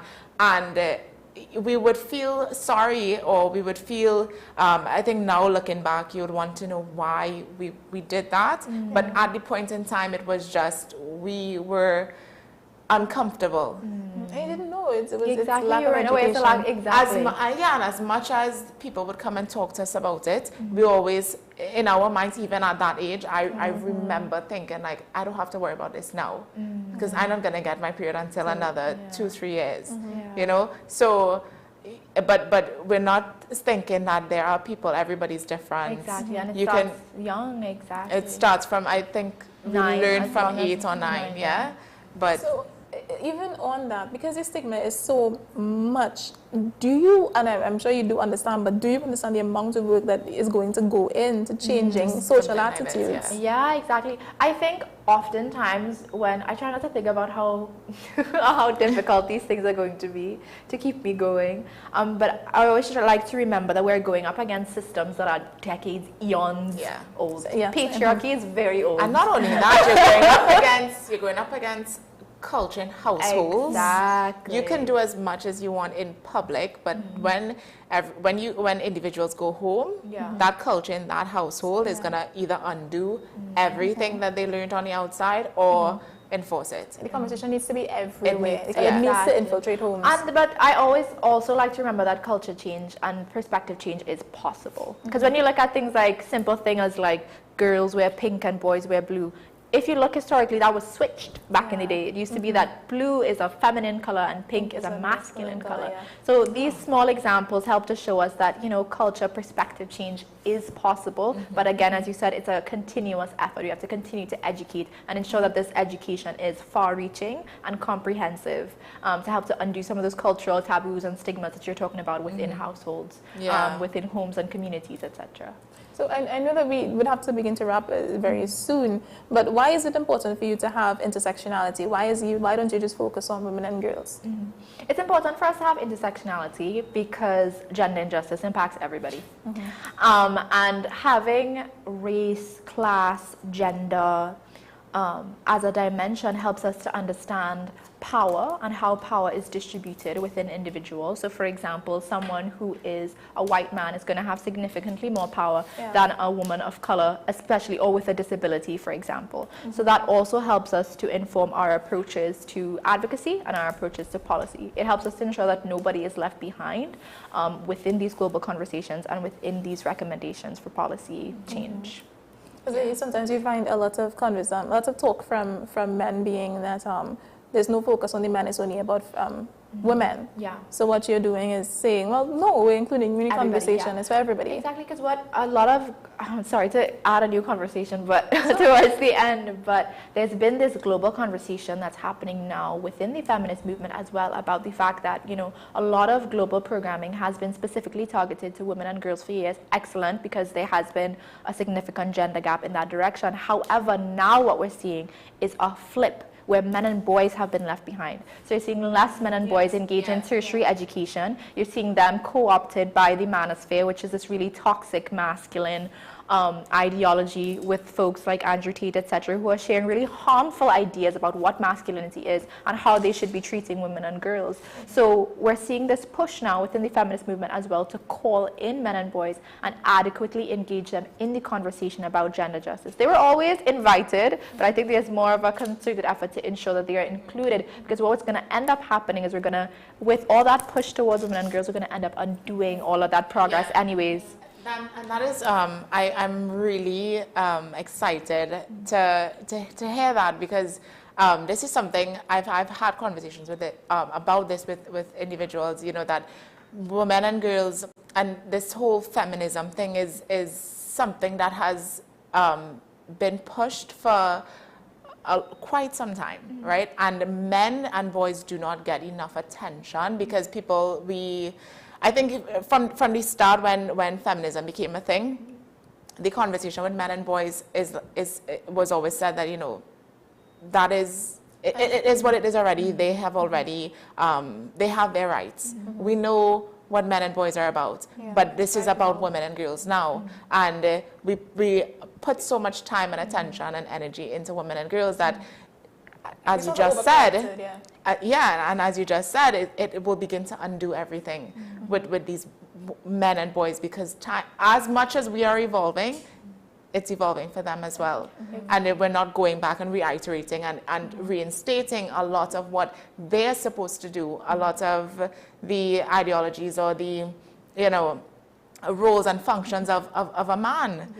But we're doing that for women, and as it's evolving, we're educating and we're ensuring that the girls understand what they have to do as they grow into women but what about the boys into men? That's why intersectional approaches are so important to ensure that nobody is being left behind in this discussion about gender justice and about feminism. We also have to engage men and boys. I love that. The best way I like to look at it is that feminism is for everyone. Exactly. It's not just because it's female in the name. People get caught up. I actually had a conversation about it recently, and I'm like, when she said that feminism is for everyone, and it took me a while to accept that as an idea. Yeah. But yeah, I think the feminist part at the beginning really just speaks to the origins of the movement, which looks at, you know, that historical marginalization of women and girls. So that is what the origins has been, and now we've, you know, progressed and evolved to ensure that we are including everyone across the spectrum of gender. Yeah. So for anyone out there who was thinking that this is a man-hating, no, it's not at all.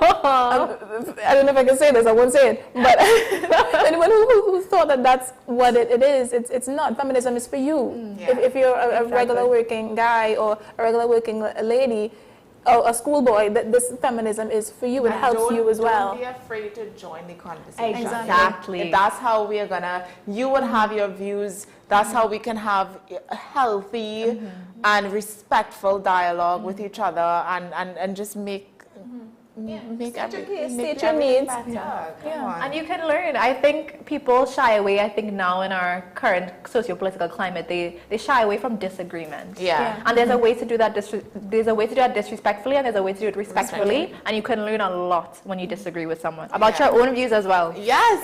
In preparation for this interview, I had a whole rant, me against me, about this same topic. That is, you're capable of disagreeing and coming to some sort of resolution, because the idea of a debate usually is just to understand where the other side is coming from. A disagreement means that you have two different views. So having two different views, now you can keep your mind open and allow the other person to state their case. You state your case, and y'all can learn from each other. You don't have to agree at the end, but you learn a new perspective, a new point of view. You learn something new, right? It's very simple. So respectfully and disrespectfully, but let's try to keep it respectful. You would prefer that. So Sapphire, as we close, can you tell us what's something that you hope viewers would take away from your movement, from you, as we close? Okay, so I loved, one of you said that earlier, you know, you're invited to be a part of the feminist movement. This is for everybody. I really want to reiterate that message, that feminism is for everybody, and it's really important for us all to engage in these dialogues about gender justice. Another thing I want you all to leave with is, please join us at our workshop on June 14th at the Works in Port of Spain. It looks at the climate and labor nexus. So if you're somebody who works, if you're a general worker, if you're in management, if you're in any sector from construction to agriculture, etc., we do invite you to come join us. There's a link to RSVP on our Instagram as well as on our Facebook at Caribbean Feminist for anybody who would like to engage. And yes, I just want to say thank you so much to the both of you for allowing me to engage in this discussion today. We've covered a lot of topics, which is incredible, and we've gotten to speak about some really pertinent and important issues, and it's been such a lovely highlight of my morning, and I'm sure for the viewers as well it has been. So just to reiterate, the workshop is on June 14th? Yes, it's on June 14th at the Works in Port of Spain. The Works? Yes. W-O-R-X. Yeah. In Port of Spain. From 2 p.m. to 4 p.m. 2 p.m. to 4 p.m. And if you just want to get a reiteration of what's when this event is, you can always go to their page, Caribbean Feminist, or you can always WhatsApp us, because we would have the information as well. So when the number comes across the screen, you'll be able to take it down. And is there a contact number for Caribbean Feminist? Or?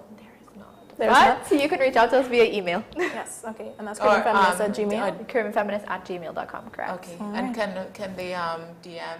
Yes, they can freely DM us. They can contact us on any of our social media platforms. We are on X, we are on Instagram, we are on Facebook as well. Support the movement, guys. This is how we push Trinidad and Tobago forward. You come and learn. Even if you may not fully understand, or you may have even a disagreement, come and learn. Come and voice that disagreement, so that maybe you can understand where they're coming from and they can understand where you're coming from. This is how we push. Conversation is what pushes social change, which is what we want, you know. So yeah, June 14th, the name of the workshop is the Climate and Labor Nexus. Climate and Labor Nexus, June 14th at the Works in Port of Spain. Caribbean Feminists will be hosting their workshop there, which is what we've been talking about all morning.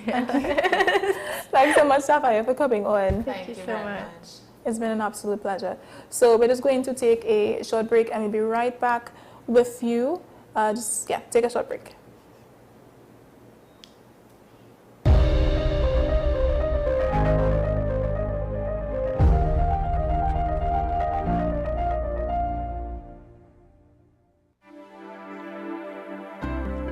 Hi, I'm Claudette, radiographer at the radiology departments at the community hospital. We offer high-quality service with state-of-the-art equipment in X-ray, ultrasound, CT, and mammogram. Come, our friendly staff awaits you. Give us a call at 235-5479. The Community Hospital of Seventh-day Adventist, where good private health care is affordable. Her voice has mesmerized us for years. And now, in a rare treat for music fans, Shakuntala and Friends in concert, featuring Shakuntala Jangbahadur. Singing sensation Deval Chaitlal, brilliant musician Dr. Shivanan Maharaj, master flautist and saxophonist Narendra Maharaj, with music from Shiv Sangeet Orchestra, Shakuntala and Friends in concert. Shakuntala. Bill and Ruth fell in love with the Benjamin Moore color Dry Sage, but they tried to match it using another brand's paint. I mean, it's close enough. Almost identical, really.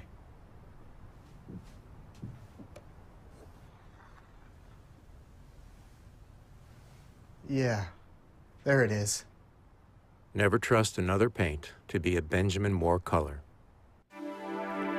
I am Dr. Delphina Ovid, your friendly neighborhood dentist. At Community Hospital Dental Clinic, we offer examinations which include x-rays, basic oral cancer screening, and a treatment plan. We also offer cleanings, fillings, extractions, root canal treatment, and complete and partial dentures. Remember, you don't have to brush and floss all your teeth, just the ones you want to keep. Give us a call at 235-5479. The Community Hospital of Seventh-day Adventist, where good private health care is affordable.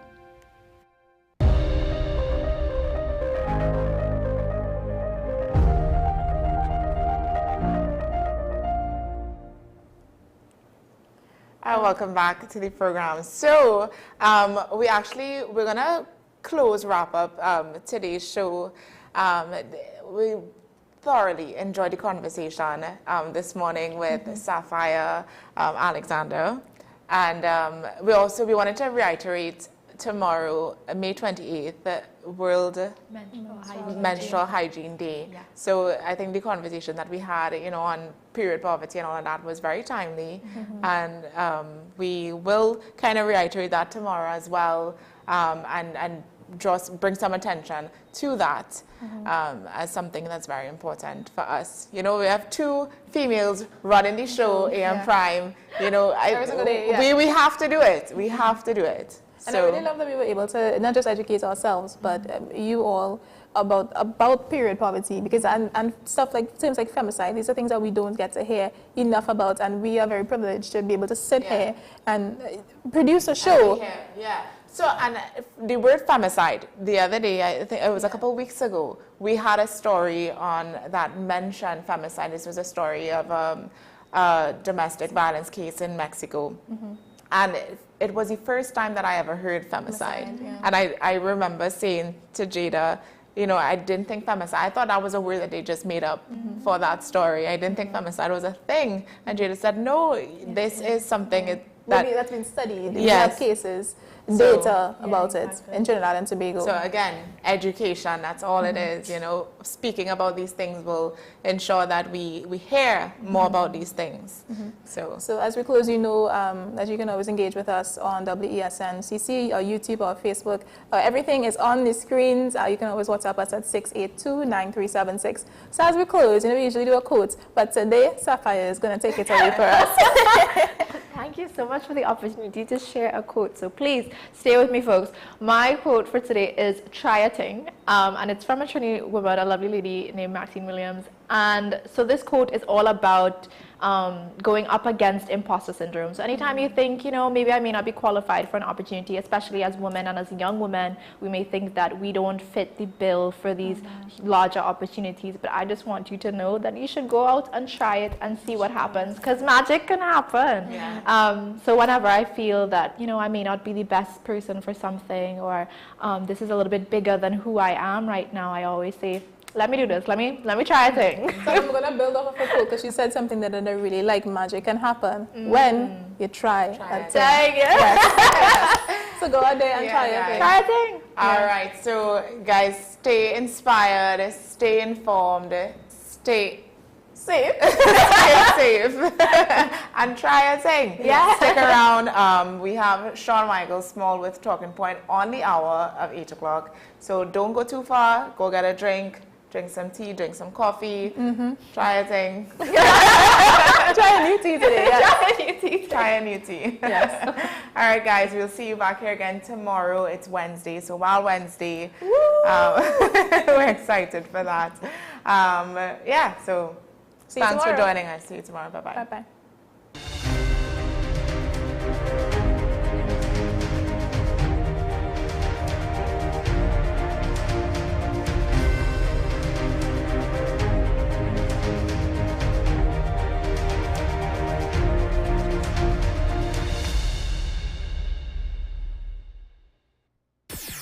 WESN.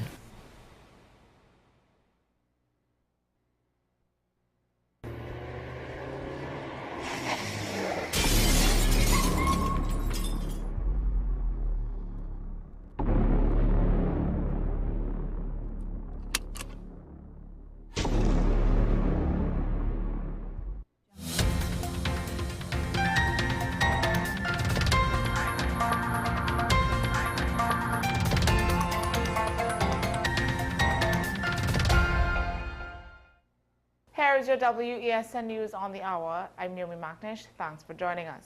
Here are the headlines. Missing Princestown teen. Police seek public's help. Cutlass threat at Finance Minister's home. Spike in Faizabad crime raises security concerns.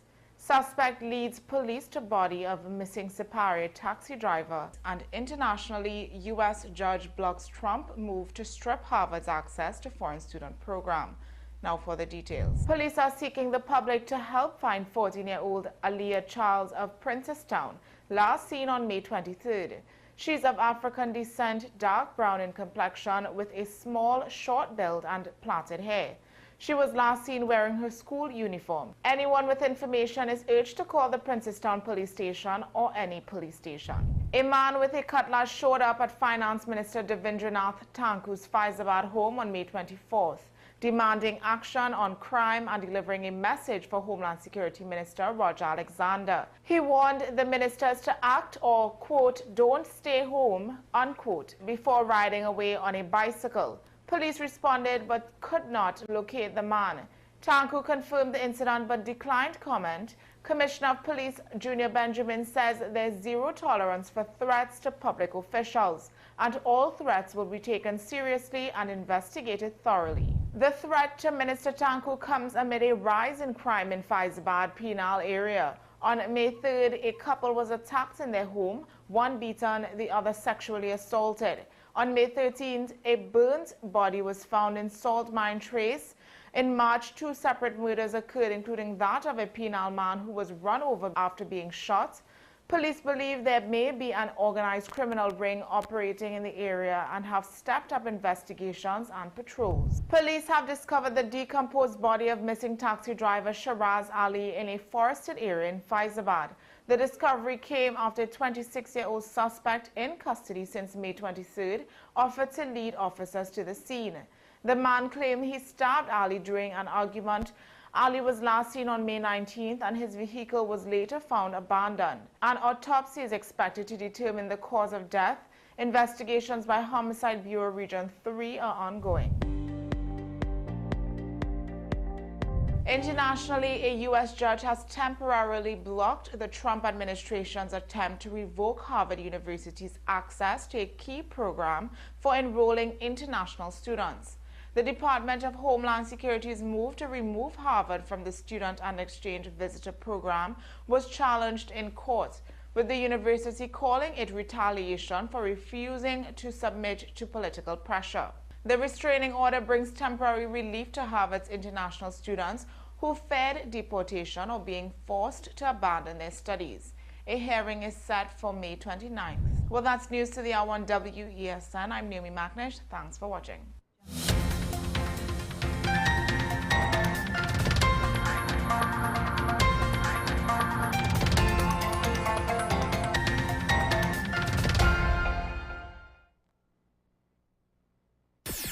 WESN.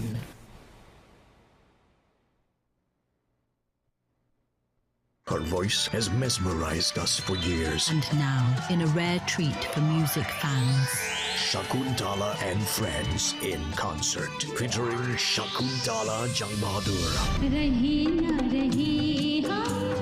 singing sensation Deval Chaitlal, brilliant musician Dr. Shivanan Maharaj, master flautist and saxophonist Narendra Maharaj, with music from Shiv Sangeet Orchestra, Shakuntala and Friends in concert. Shakuntala. Low energy? Heart concerns? Migraines slowing you down? It's time to take control of your health. Join Wellness Unlocked, the series that brings expert advice and real solutions for a healthier you. In our latest episode, learn how Jameson CoQ10 can help support heart health, boost energy, and even reduce migraines. Get the science, the stories, and the steps to power up your health with CoQ10. Don't miss Wellness Unlocked. Watch now on WESN and start your wellness journey today.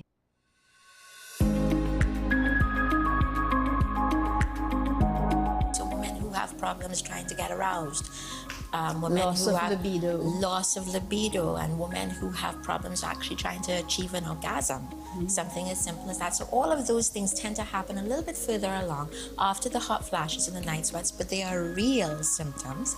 They do exist, and they get pushed under the rug quite a lot. So they are commonly underdiagnosed, they're underreported, they're underdiagnosed, they're undertreated.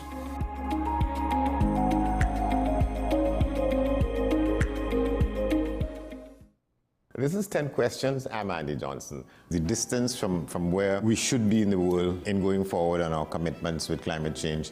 The effects of climate change that cannot be accounted for. It's called loss and damage, and we're seeing loss and damage happening so much more in this decade and the previous decade. The principal term there was this question of the correspondent banking issues. That is why we're trying to build capacity with this country here, Trinidad and Tobago, and other countries in the region. Man is not showing any signs of stopping or even slowing down. More than half of the forest in Trinidad is already gone. All the plants and all the animals and all of the nice clean water and fresh air and everything had to be on this planet for humanity to have a chance. We have small change when it comes to countries that can take decisions, and when they speak, the world listens.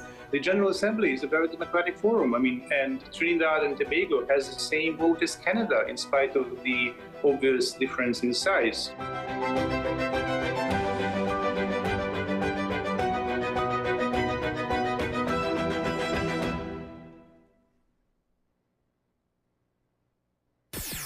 WESN.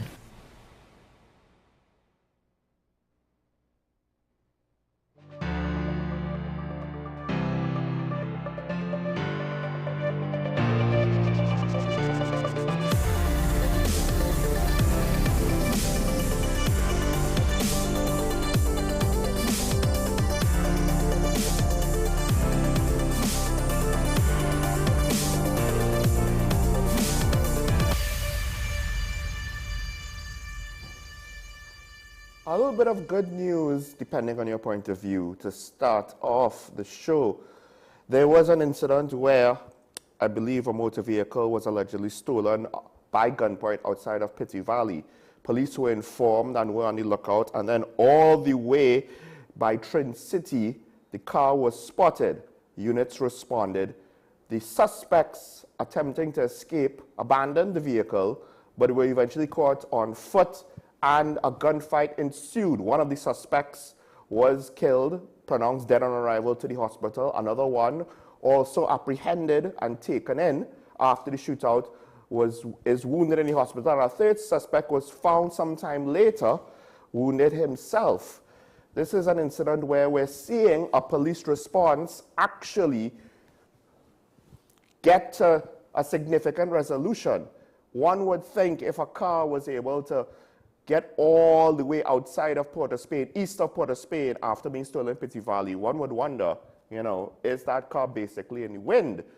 It's not as though we see this sort of search effort bear fruit very often, at least what's reported to us, and maybe more incidents like this, if they do occur, should be reported to us so that our confidence in the police would build, but also that criminals would know, hey, this is not that easy to get away with things like this, and maybe they should refrain from doing it from the jump. Now, the subsequent shootout, 2 suspects wounded, 1 killed. This is one of those things where if it was a single suspect, like with the case of the farmer, there's a lot of questions, particularly in that case where there was no apparent crime that was happening to say, well, that's why the police intervened in that matter and confronted him. But in this case, you have multiple suspects. 1 ended up dead, 2 wounded.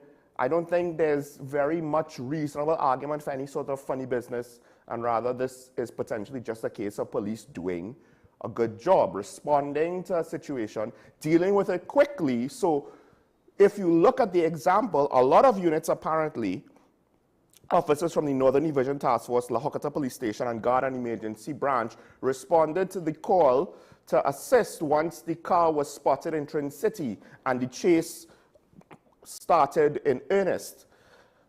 It seems like a lot of resources were put to deal with this situation, but by doing that up front, the car was recovered, the suspects essentially were arrested. We don't necessarily celebrate the fact that one was killed, but at the end of the day, you take shots at the police, then you play Russian roulette with your life. So because of that, we don't have to now worry about 3 alleged criminals in the wind, a car stolen. The owner of the vehicle, of course, lost a significant amount of their individual wealth, potentially. And hopefully, this will reduce the amount of car robberies by gunpoint, carjackings, moving forward.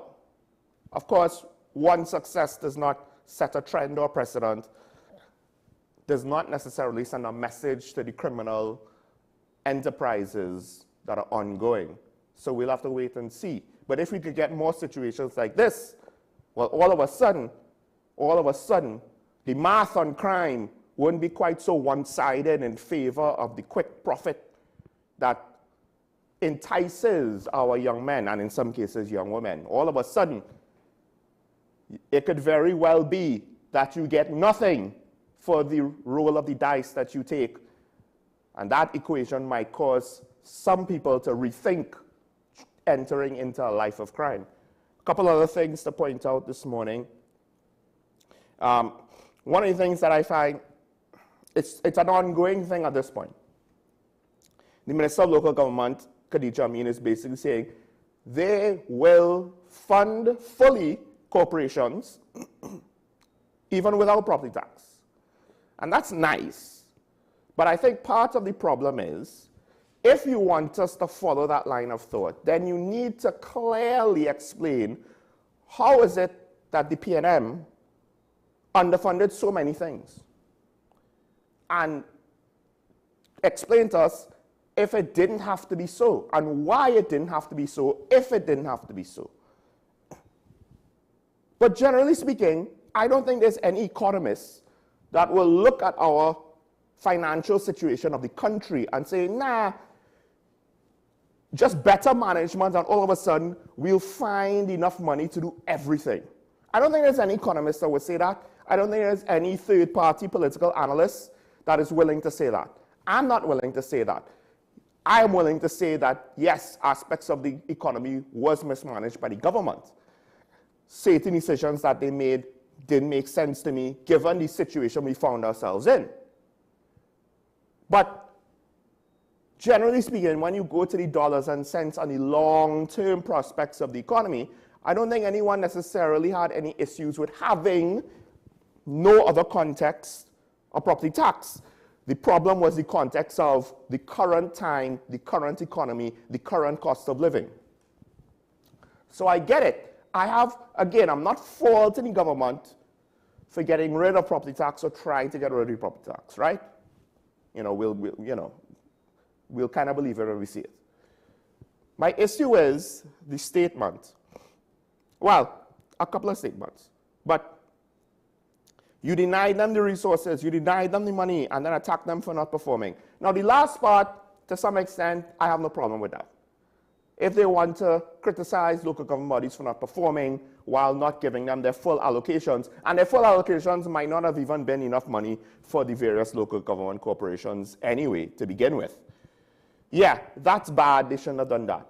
But you deny them the resources. That needs more context. Because that implies there were resources available to give. The problem is, it's not just local government that was under-resourced. It was local government, the fire service, potentially the public health system, the police service, right? The education system.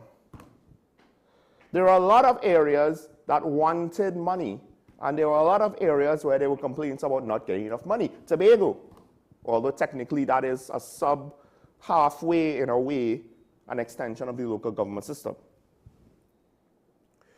One of the other things, just as a sideway, that the Minister of Local Government said, it is very clear in our flood mitigation effort that every corporation has the willingness and the capacity once they get the resources, and I intend to strengthen local government again. That would be nice. Next time, tell your peer, Minister Parath, Public Utilities, that you, at least seemingly by that statement, you seem to understand the role of local government bodies in emergency response, so it doesn't necessarily go make uninformed statements about disaster management and the systems that we have. Now, it all comes back down to, at the end of the day, where are you getting all the money to do all these things? Where are you getting money to give out all of these promises that you want to give out? And dare I say, you are giving up potential savings by not treating with WASA at all. You don't have to follow the PNM's plan, but it seems as though they're going to basically try to sell us without saying anything. They're not going to, I don't believe they're going to tell us directly. Maybe I'm wrong. But they're basically, by not saying anything, by omission, they're going to try and sell us that WASA is 100% healthy. There's nothing to see here. No money's being wasted whatsoever.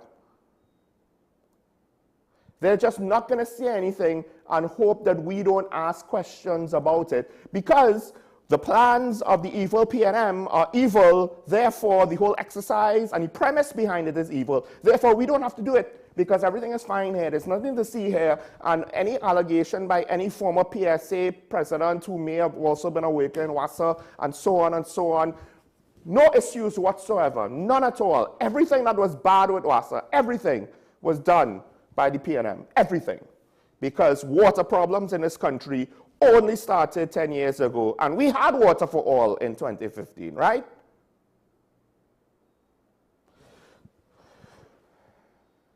I don't necessarily understand exactly why the UNC thinks they could, and maybe it's still the short-term play, and in the long run, once they get more information and they plan things out better, they'll have a better message to give us.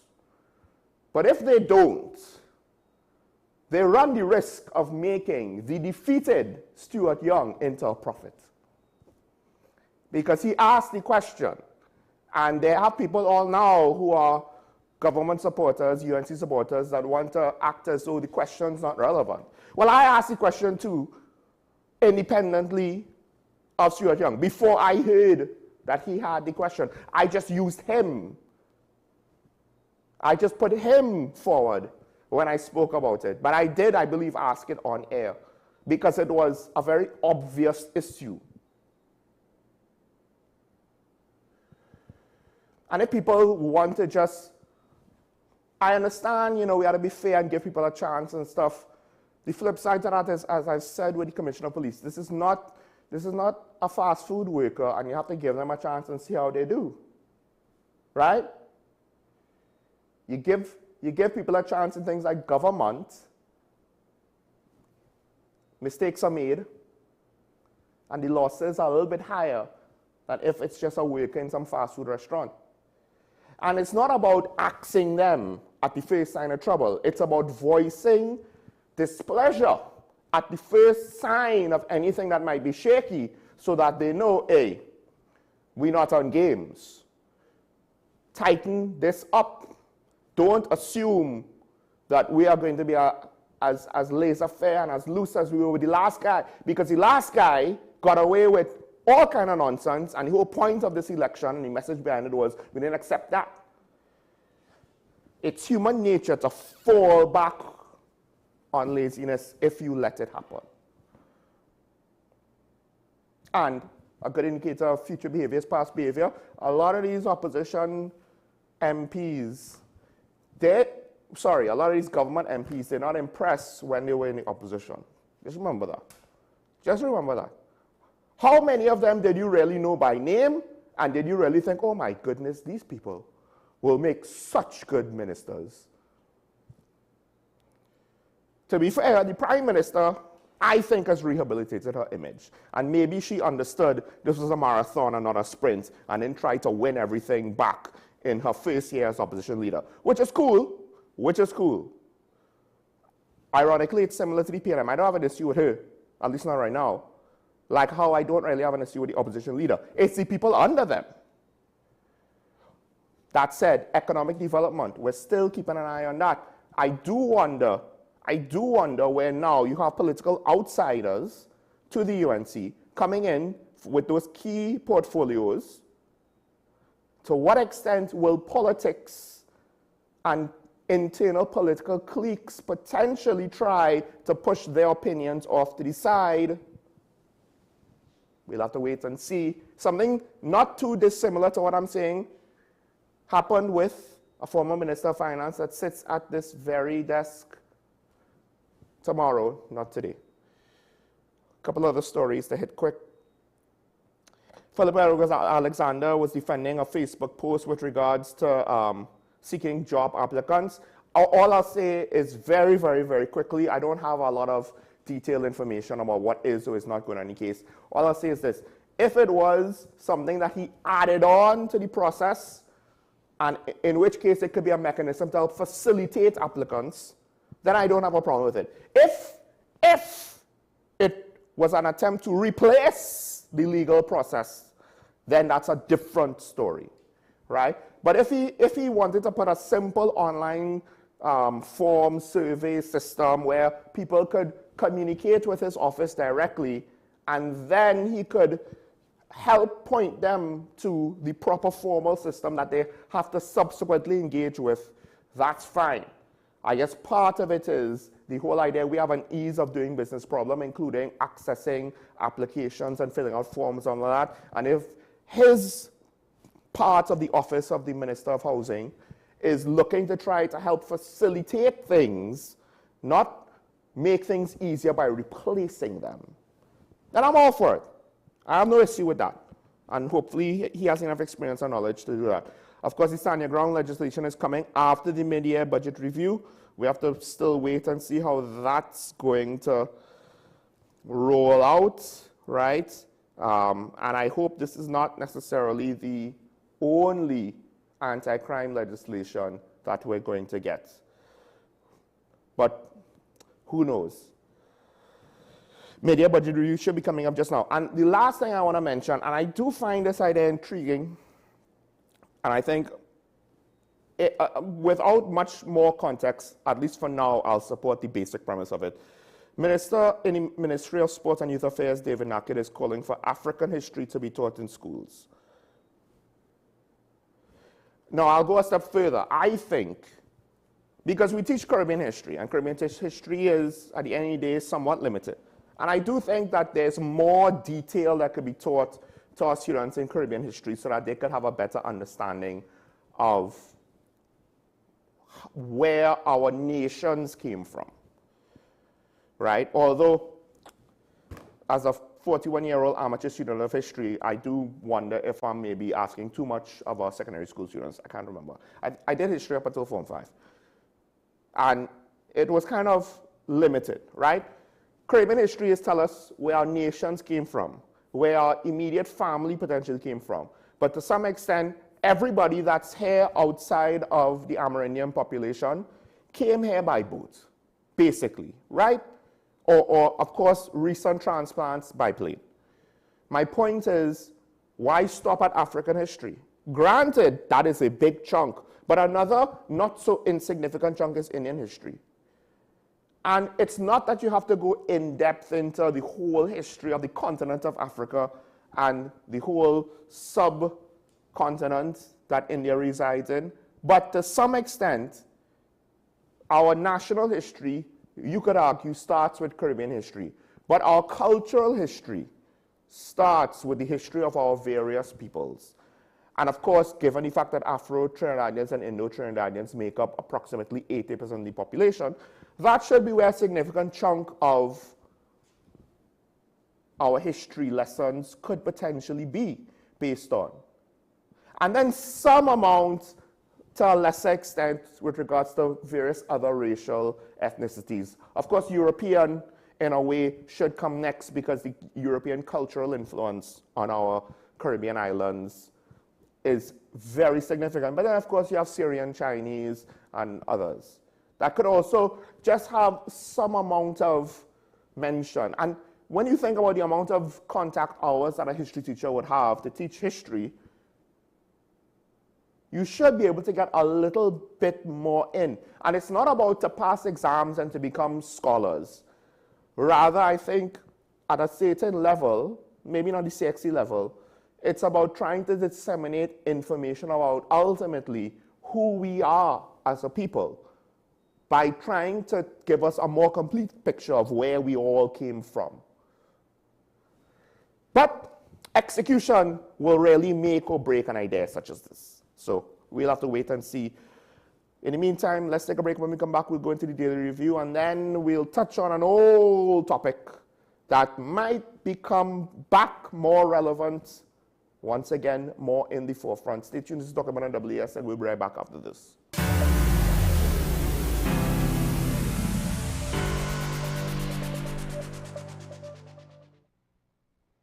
Her voice has mesmerized us for years. And now, in a rare treat for music fans, Shakuntala and Friends in concert, featuring Shakuntala Jangbahadur. Singing sensation Deval Chaitlal, brilliant musician Dr. Shivanan Maharaj, master flautist and saxophonist Narendra Maharaj, with music from Shiv Sangeet Orchestra, Shakuntala and Friends in concert. Shakuntala. Struggling with heart health or frequent migraines? Discover the simple steps to reclaim your energy and vitality. We're diving into a topic that affects about 422 million people around the world. Diabetes. Tune into Wellness Unlocked, the series that delivers expert advice, practical tips, and inspiring stories to help you take control of your health and well-being. Your health matters. Don't miss Wellness Unlocked. Watch now on WESN and take the first step toward better health.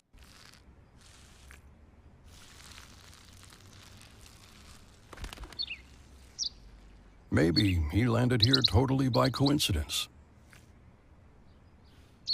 But if by chance he's admiring your fresh coat of Benjamin Moore soft sky blue, well, that's a pretty high compliment.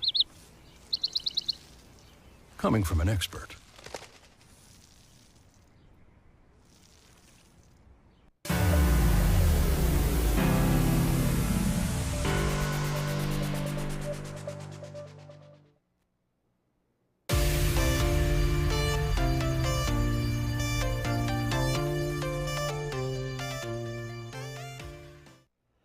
Now, one of the more interesting stories for me with regards to just how this all is going to work and play out that I've seen in a while is what's going on with regards to the South Campus in UE.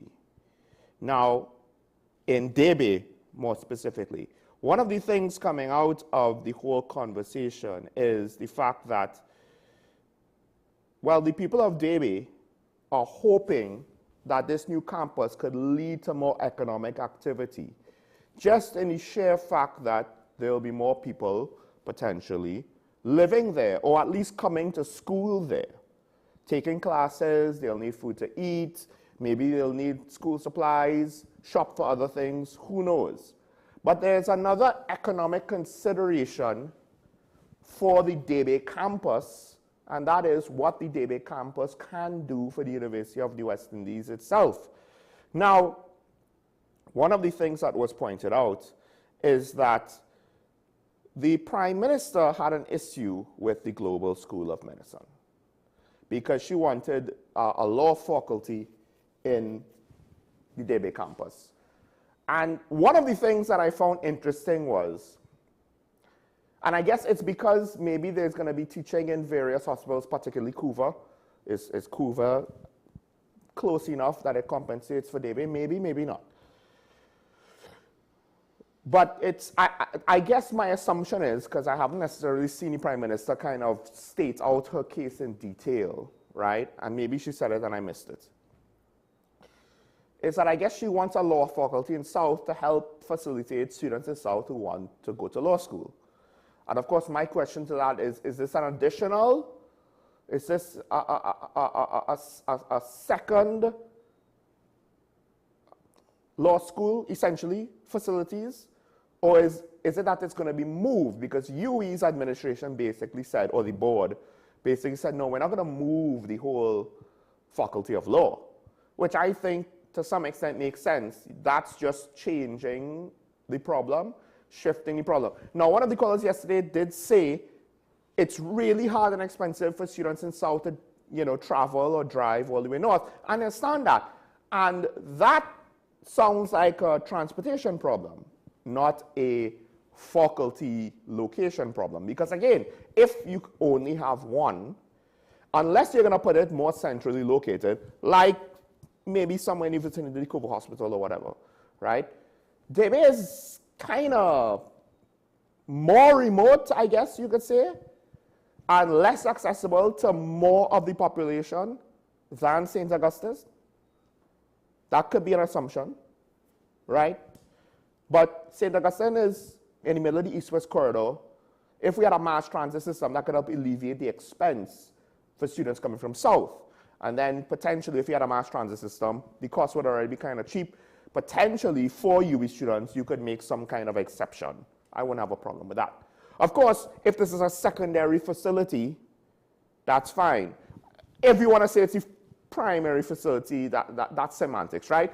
You're teaching law in North, you're teaching law in South. I just don't know if the economics makes it feasible. But here's the real thing. UWE basically, or it has been said, that the Global School of Medicine, UWE was looking at it in order to help their financial situation. Because I do believe right now, UWE is having a bit of financial difficulty. And the hope would be that this would be Global School of Medicine. Therefore, while it doesn't, and the former principal of UWE, Professor Emeritus Brian Copeland, he said, this is a quote, not to say local people couldn't get it, or I think he meant to say couldn't get in, but the key thing was that it was full fee paying, no strain on the government unless they want to subsidize and pay. It would have been an international clientele paying in US dollars, and we had people who were willing to take it up. And to some extent, you look, I believe it's Grenada, there's a medical school in Grenada, and you get international students because who wouldn't want, while learning to be a doctor, to do so in a vacation destination? This is not hard, right? This is not a hard sell. So He went on to say, in terms of income earning, university has been in dire straits for a long time. The figures that we got showed that the campus had the potential to bring in foreign exchange that was equivalent to something like a quarter of the annual budget per year, and I still think it is a very viable option. And I think part of the thing is, if it's a global school of medicine, the curriculum would be geared towards not just local doctors. And that goes into the, probably some sort of facility would be made with regards to, just like how the school in Grenada, you have international students who go on and be doctors in their home countries. They don't stay in Grenada. It'll be set up for that. And we already see where our medical professionals, our nurses, basically are taken to the UK and other countries and so on, right? Now, I believe it's basically what he's saying is, a law faculty is not going to make the same amount of financial impact and benefits for UE that a global school of medicine, not a medical school. I think the key point that we need to understand is the intention of UE was global. Professor Copeland did also say that he does think that law faculty could coexist with the global school of medicine. And in fact, and this is where perhaps there was a bit of short-sightedness, and it could have been due to poor communication, right? But it would be really great, at the very least, if this global school of medicine could pay, to some extent, could cover all of the costs of the South Campus, then imagine then what you could do with this South Campus. Then you could have certain programs that don't necessarily have to be economically viable, and you could increase the educational possibilities, because part of the issue is, if you only have so many students to do a course, right, but you need a minimum amount to make it viable, because you'll have to pay fees, and you have to pay the lecturer or the professor for that course, and the overheads, et cetera, et cetera. And let's just say there's only 10 students in the whole of Trinidad and Tobago that wants to do this course at this time, at any one period of time. Well, if you kind of split it up, and you have what, maybe 5 in South and 5 in North, is that going to be enough to justify the expense? I mean, this is a big, big, big oversimplification. But my point is, all of a sudden, if you have a foreign exchange earner, 1, good for the foreign exchange position in the country, and then a cash earner, 2, all of a sudden you have a lot more flexibility with what you could put in the Debe campus. It doesn't have to necessarily be break-even or profitable off the jump. And you could potentially have small classes in order to try to build up programs and build up the reputation and build up the expectations of the population who say, oh, you know what? This makes a lot of sense because they allow for this. And unlike GATE, where it's government funded, so if government revenue has issues, then GATE has issues. If it's just tuition-based by international clientele, that, unless, all things being equal, is potentially more consistent because it's more direct. And then the next thing is, back to Debe, could you imagine what it could do to a part of South Trinidad to have a consistent foreign clientele that would have significant demands for certain goods and services? First of all, it'll just be more people. I would imagine it would make sense, of course, to have housing facilities for foreign students. Enough, right? If they don't have it already, because I do believe there's a student building, maybe it might even need to be expanded. That's point number 1. And their needs will need to be met. And just having more people living in the area gives more opportunity for retailers and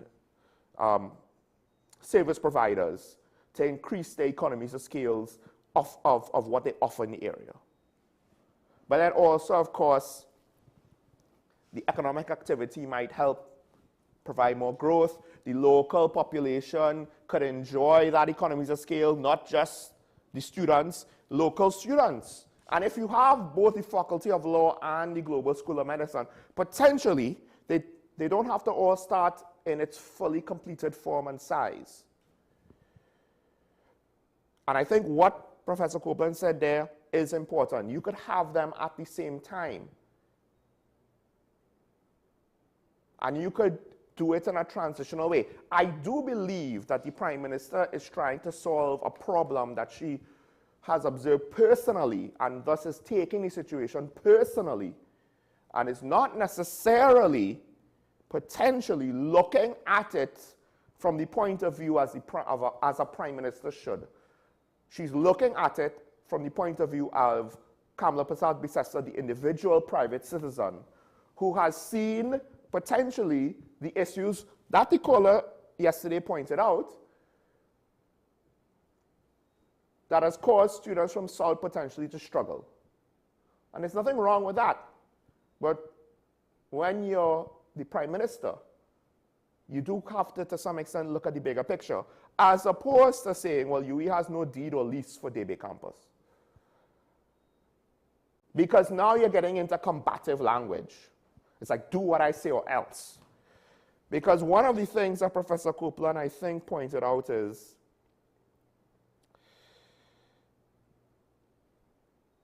and I don't want to misquote him here,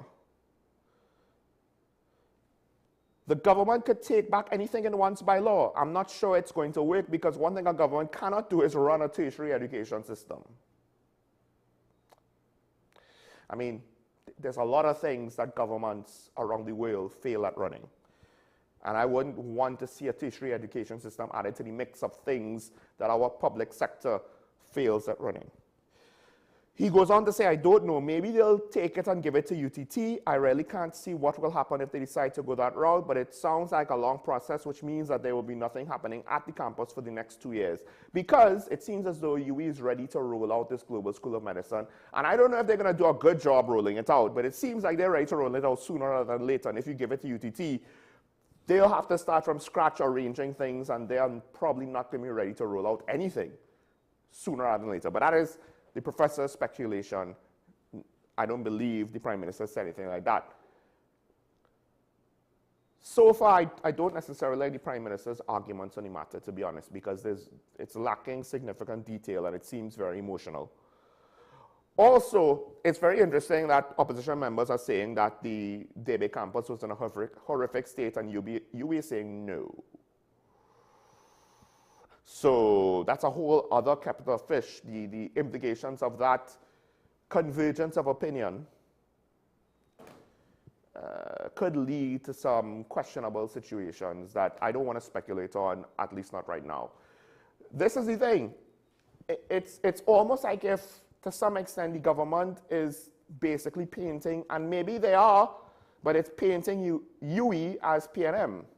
Almost like if UE is that third party that's in opposition to the government. I don't understand. This didn't even necessarily need to make it into the public sphere. This is the worst part. And I get it. There are times when someone in a position that the Prime Minister is in probably should use public discourse to ventilate something that they think cannot be fixed privately. But did it reach to that point yet? I don't know.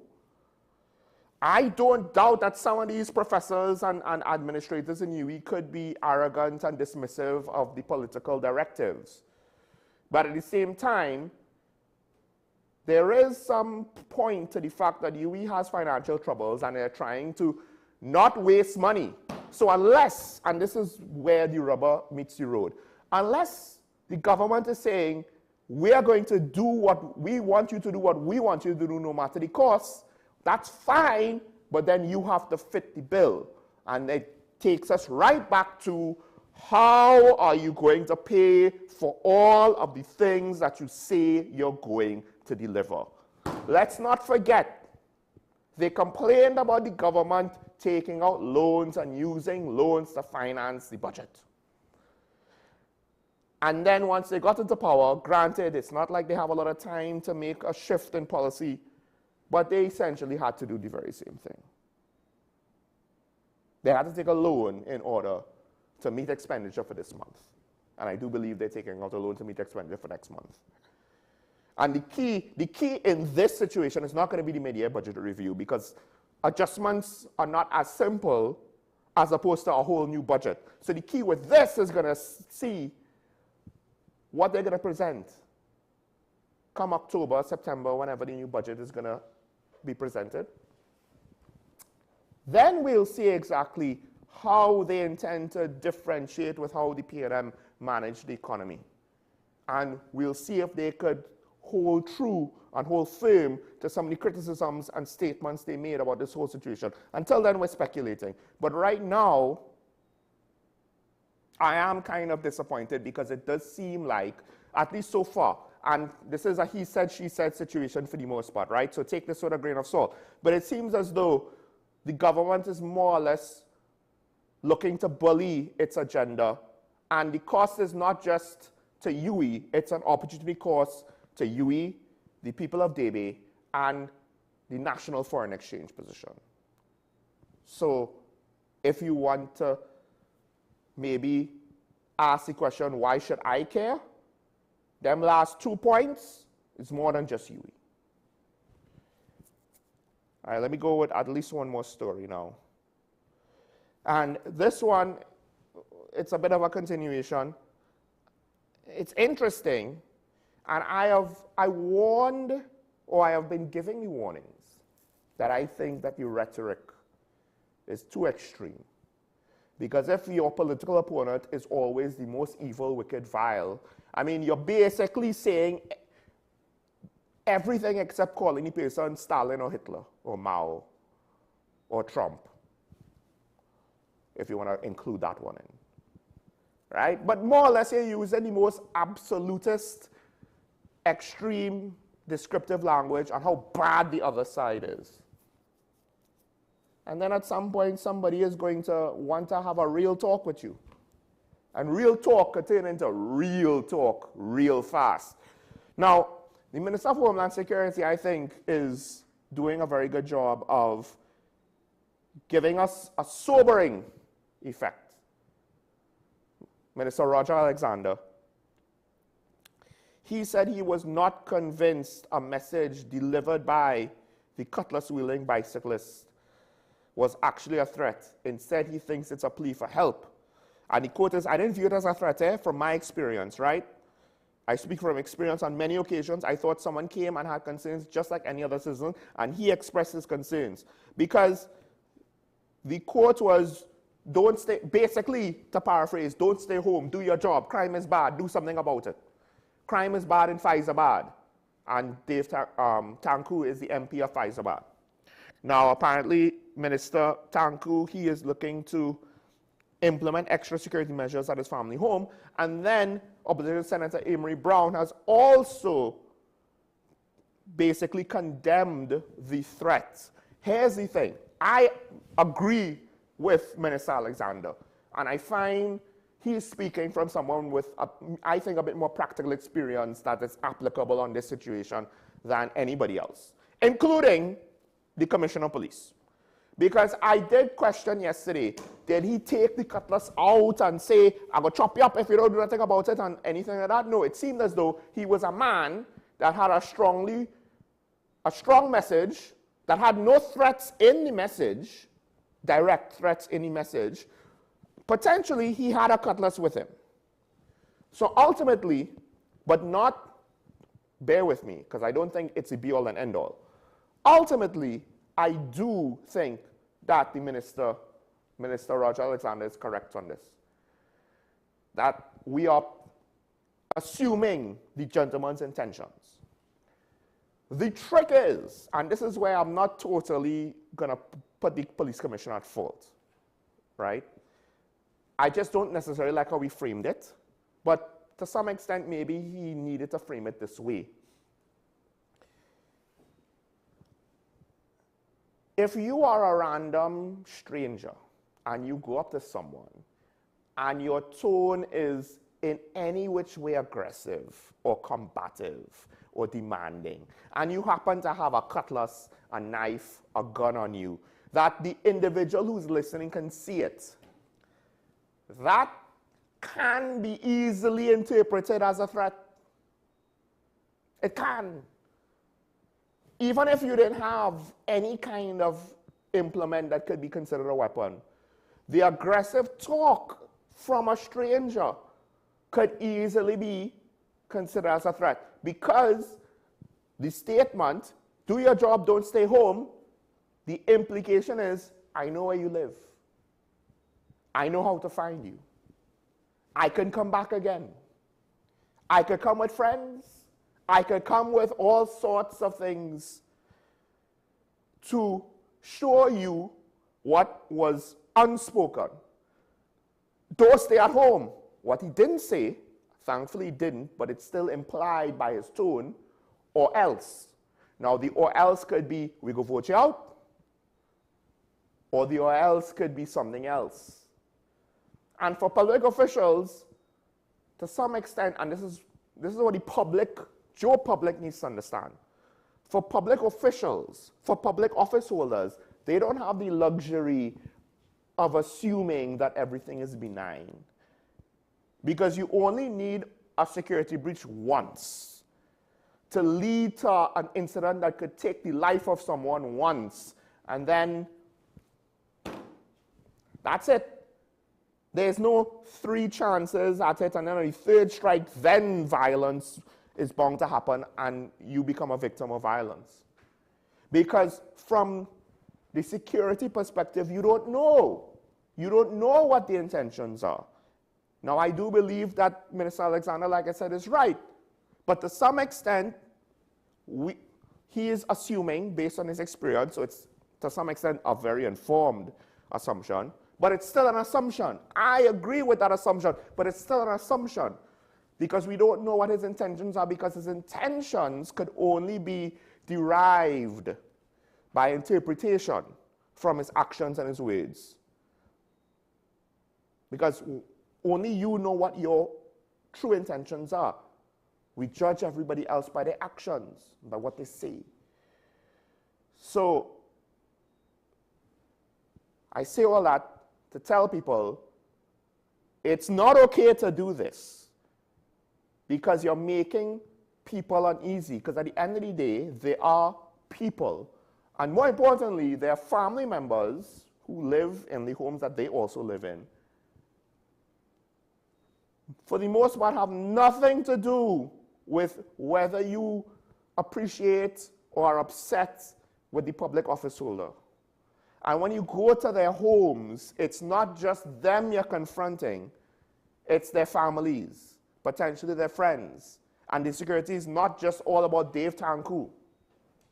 But even if you did it to his office, his official place of work, then of course it's not just about him, it's about all of the workers in the office. That's number one. But even if somehow you could just isolate it to him, it's still not okay.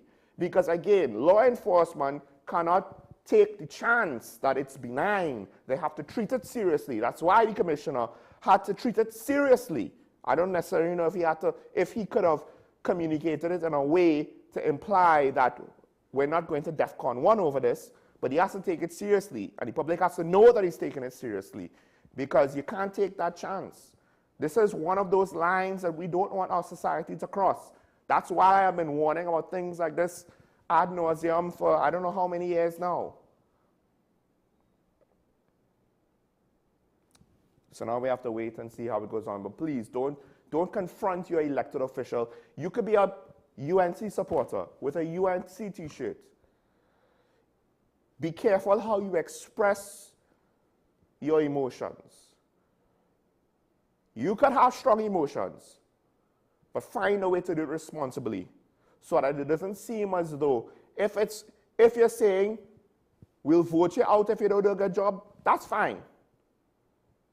You have to find a way to make it not seem like a threat to someone's safety or their life.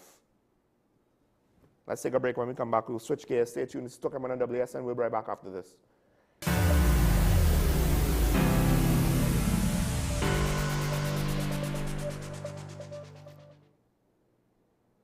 Low energy? Heart concerns? Migraines slowing you down? It's time to take control of your health. Join Wellness Unlocked, the series that brings expert advice and real solutions for a healthier you. In our latest episode, learn how Jameson CoQ10 can help support heart health, boost energy, and even reduce migraines. Get the science, the stories, and the steps to power up your health with CoQ10 Don't miss Wellness Unlocked. Watch now on WESN and start your wellness journey today.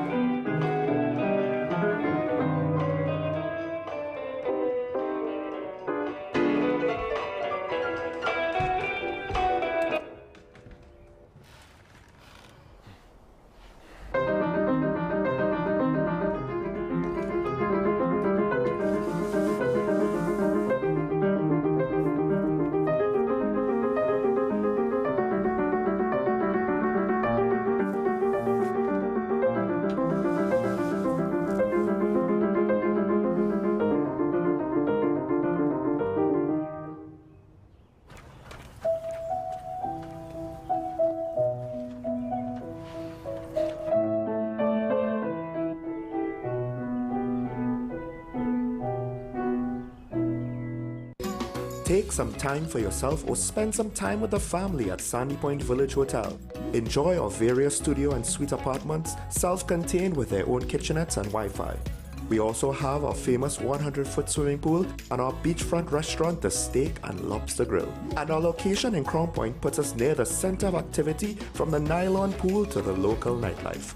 Call us and make your reservations at 639-8533, 389-2378 or email us at sandypointvillagehotel@gmail.com.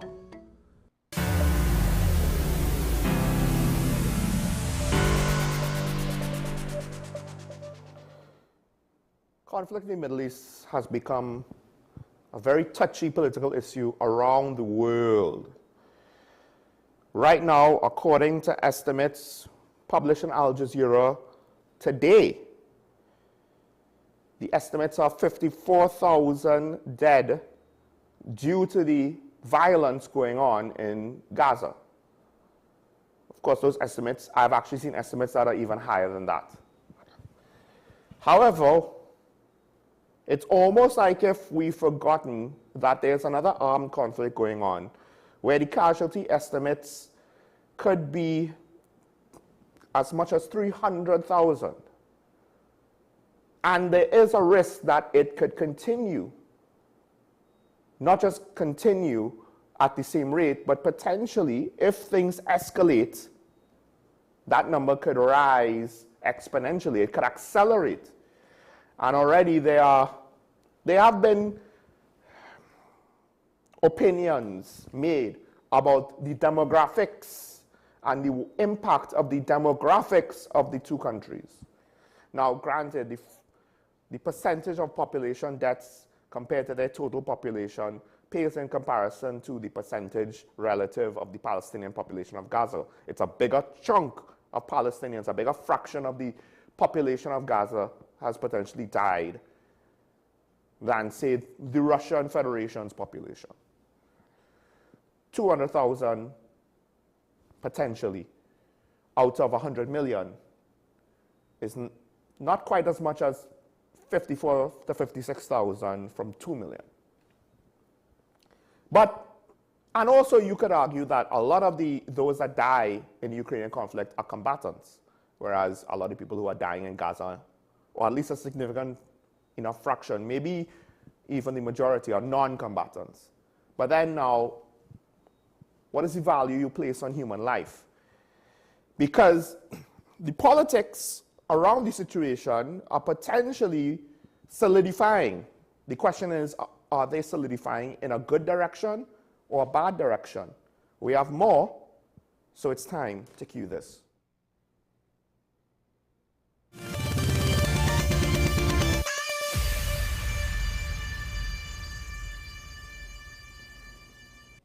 We begin in Ukraine, where air raid sirens sounded across the country for a third consecutive night.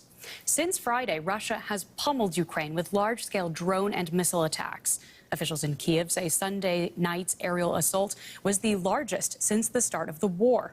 Now, it came just hours after U.S. President Donald Trump slammed Vladimir Putin for the bombardments, saying the Russian leader had, quote, gone absolutely crazy. Now, Trump warned that Moscow risked new sanctions if it kept up its deadly attacks. Another night of relentless Russian drone strikes. Rescuers are tackling fires in the Odessa region in Ukraine's south. Ukraine's Air Force says the attack early on Monday was Russia's largest drone assault in more than 3 years of war. It said Moscow launched 355 drones and 9 cruise missiles. These latest strikes come after at least 12 people were killed across Ukraine on Sunday in another record barrage from Russia. US President Donald Trump issued a rare rebuke of Vladimir Putin after the attacks. I'm not happy with what Putin's doing. He's killing a lot of people, and I don't know what the hell happened to Putin. I've known him a long time, always gotten along with him, but he's sending rockets into cities and killing people, and I don't like it at all, okay? European leaders joined the condemnation, urging more pressure on the Kremlin. This is an affront to US President Donald Trump, who has gone to great lengths to get Vladimir Putin to the negotiating table. And now this reaction. You can see that Putin doesn't want peace. He wants to continue the war, and we must not allow him to do so. It is up to us to put the pressure on Russia so that it would also want peace. We are ready to do it on the European side, and we are hoping that other international partners will follow suit. As European leaders vow to ramp up sanctions, Russian airstrikes on Ukrainian cities continue to bring yet more clarity on the Kremlin's real intentions. Now, despite his criticism of Putin, there is no sign yet of the White House increasing pressure on the Kremlin. But European leaders have been. So where does that leave attempts at talks on a ceasefire? I spoke earlier to Ukrainian parliamentarian Kira Rudek. As of right now, I am not aware about any talks. The situation was that these European leaders have made this very strong message about implementing sanctions, but the sanctions that would actually stop Putin are still not there, because you see that Russia is able to manufacture weapons and drones and missiles to continue attacking us. So we need to go ahead with the strongest sanctions possible that will hit not a part of this so-called shadow fleet, but all ships in the shadow fleet. That will really make it very hard for Russia to continue to survive economically. This is what we are expecting. And of course, there is a question about the transatlantic collaboration, which seems to not been working perfectly, because President Trump has been changing his mind and opinion a couple of times. Like we heard from him that he supports sanctions, then he said that there should be negotiations, etc., etc. What is clear right now is Ukraine is playing, it's doing everything by the book, right? Whatever President Trump or our allies wanted from us, we have done. There should not be an illusion that Ukraine is the blocker on the path for the ceasefire or for the peace. So right now we are expecting that this promised peace through strength will come, and that will be, of course, initiated from the White House in Washington, D.C., from President Trump, who needs to go ahead and punish Putin for everything that he has done. So that is the question, really, whether Trump is still in or out. But it sounds like you're saying, in Kiev's opinion, he still will be in. Tell us why that matters. No matter that we really value the support from our European partners, we are still getting the important part of our air defense, the Patriot missile systems from the United States. And of course, US military assistance was crucial for us. It will take time before Europe will be able to manufacture weapons and supplies that are needed for Ukrainian defense. Some of these processes have started, some of them are still on the way. And unfortunately, it's only bad things happen quickly, good things will need to take time. So right now, it will be very complicated if the support from the United States will stop once and for all. This is why we are expecting that the United States will at least allow us to win some time until Europe keeps up with the military production. Lines have apparently been crossed now, and the war could see a certain degree of escalation. First off, Russia's large-scale drone strikes apparently can be sustained with regards to daily production, if I am correct, or at least with regards to whatever the interval, the production could keep up with the amount of drones being expended, because drones essentially in this sort of thing is a one-way mission. You could basically think of the drone as a missile, as a cheaper missile, right? Air defense technologies tend to be very expensive because they're designed to shoot down, multi-million-dollar jets. It's kind of like using very expensive bullets to try to kill insects. It doesn't necessarily make sense in the long run. Technology is potentially slowly going to catch up, but until then, it's just one of those things where Russia's arms industry is shifted gears to the point where now it's a significant threat to destabilizing the whole situation even further, and more importantly, causing more casualties. This is the thing about the American president. He always had the stance that he wanted the war to end because people were dying.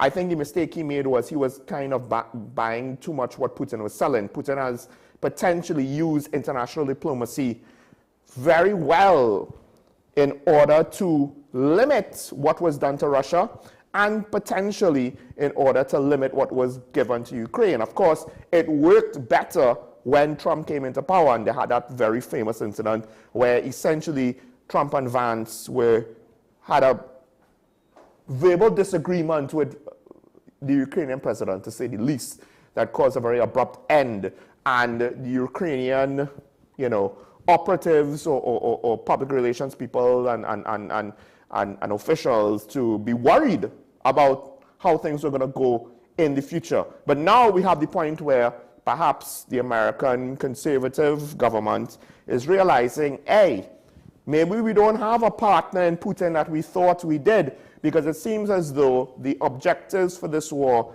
is not necessarily in line with the reasons and justifications that Russia themselves put forward to. Remember, once upon a time, they were trying to kill Nazis. Funny how we haven't heard anything more about Nazis. At least I haven't necessarily kept up with some of the day-to-day shenanigans of this war as it turned into a slog. But one of the things that I have been keeping up to date with is the fact that the violence has been escalating, in the sense that now the German Chancellor has taken the lead to basically announce that Germany, France, UK, USA, there are no longer any range restrictions for long-range weapons. I believe the one main restriction, and this is a general rules of engagement one, to utilize them against military targets. War traditionally has allowed such weapons in the early stages of their existence to go after civilian targets. That's what World War II was about, folks. If you don't know that, now you know. It's a modern thing where, okay, we're not going to bombard cities, in part because weapons are a bit more precise, more accurate. So you don't need to do that unless you want to hit civilian targets. And that might be one of the hard truths that the American president is going to have to face now. So the problem, of course, is Russia is acting as though somehow this is an escalation, a one-sided escalation, when they're hitting civilian targets in Ukraine, but heavens forbid that Ukraine hits military targets in Russia. Oh no, how could they do that? And the fact of the matter is, this is one of those weird things where don't expect the players involved to be reasonable. And therein lies the scary part. To some extent, the West has been afraid from the very beginning what would happen if Russia felt it was backed into a corner. Notice I said Russia, not just Putin. If Russia felt it was backed into a corner, Russia, a nuclear power. Russia, a nuclear power whose weapons are right next to Europe and could turn Europe to ash, to sweet. And it's one of those things where there's no consolation if Russia is turned to ash by the counter-strike. Mutual assured destruction, there's no winner there.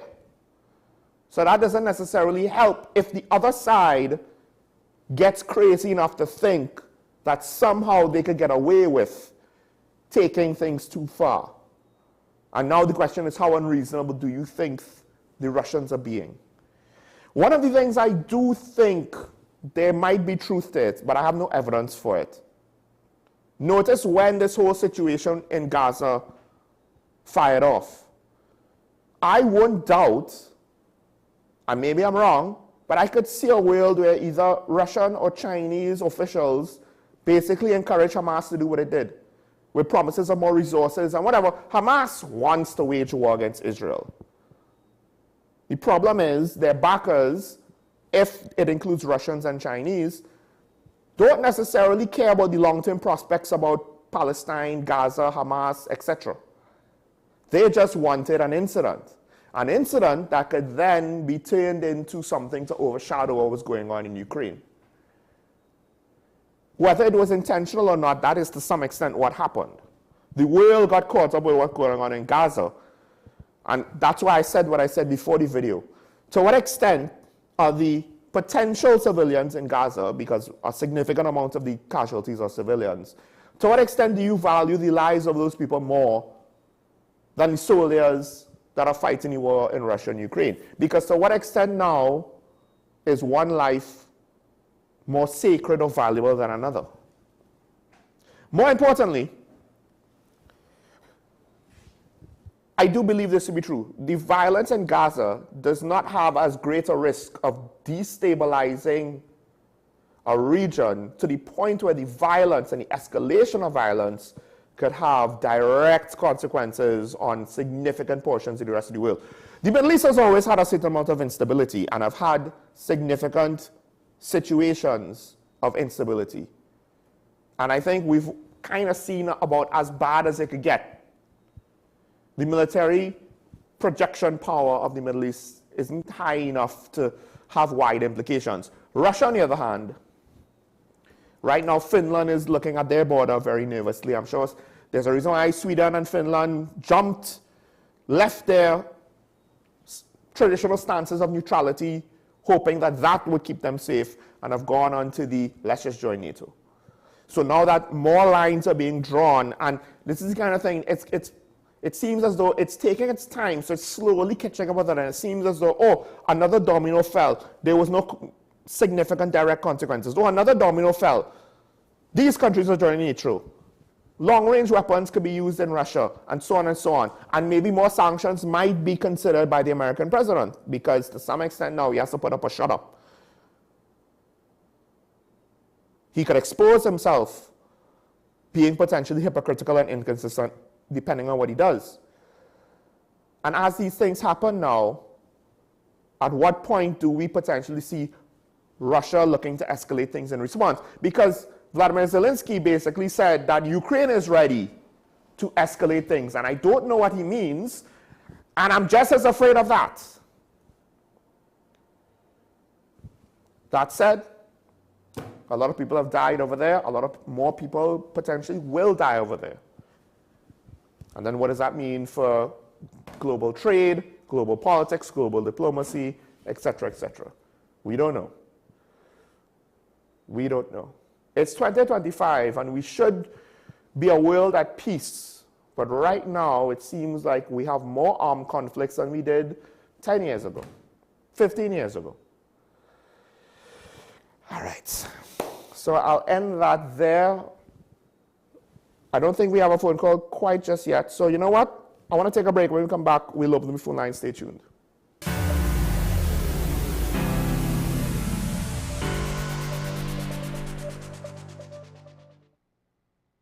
Struggling with heart health or frequent migraines? Discover the simple steps to reclaim your energy and vitality. We're diving into a topic that affects about 422 million people around the world. Diabetes. Tune into Wellness Unlocked, the series that delivers expert advice, practical tips, and inspiring stories to help you take control of your health and well-being. Your health matters. Don't miss Wellness Unlocked. Watch now on WESN and take the first step toward better health.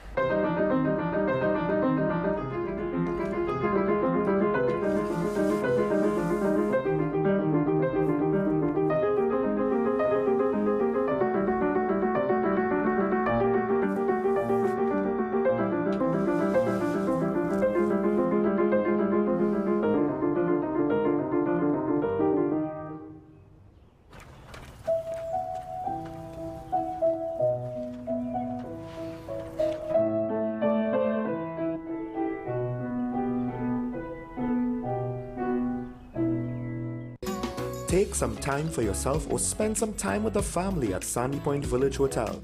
Enjoy our various studio and suite apartments, self-contained with their own kitchenettes and Wi-Fi.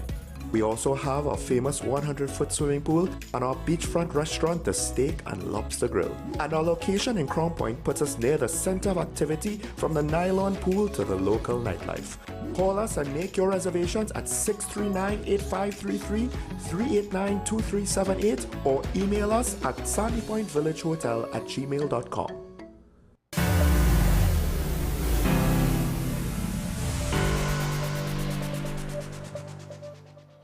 We're back and talking about the WSND Connect Capital Show. Michael Small here. Just had a bit of a soliloquy one-man show today. One thing to say, we're opening up the phone lines. We want to hear from you, the viewers, so you can call and have your say. Just remember to mute your television.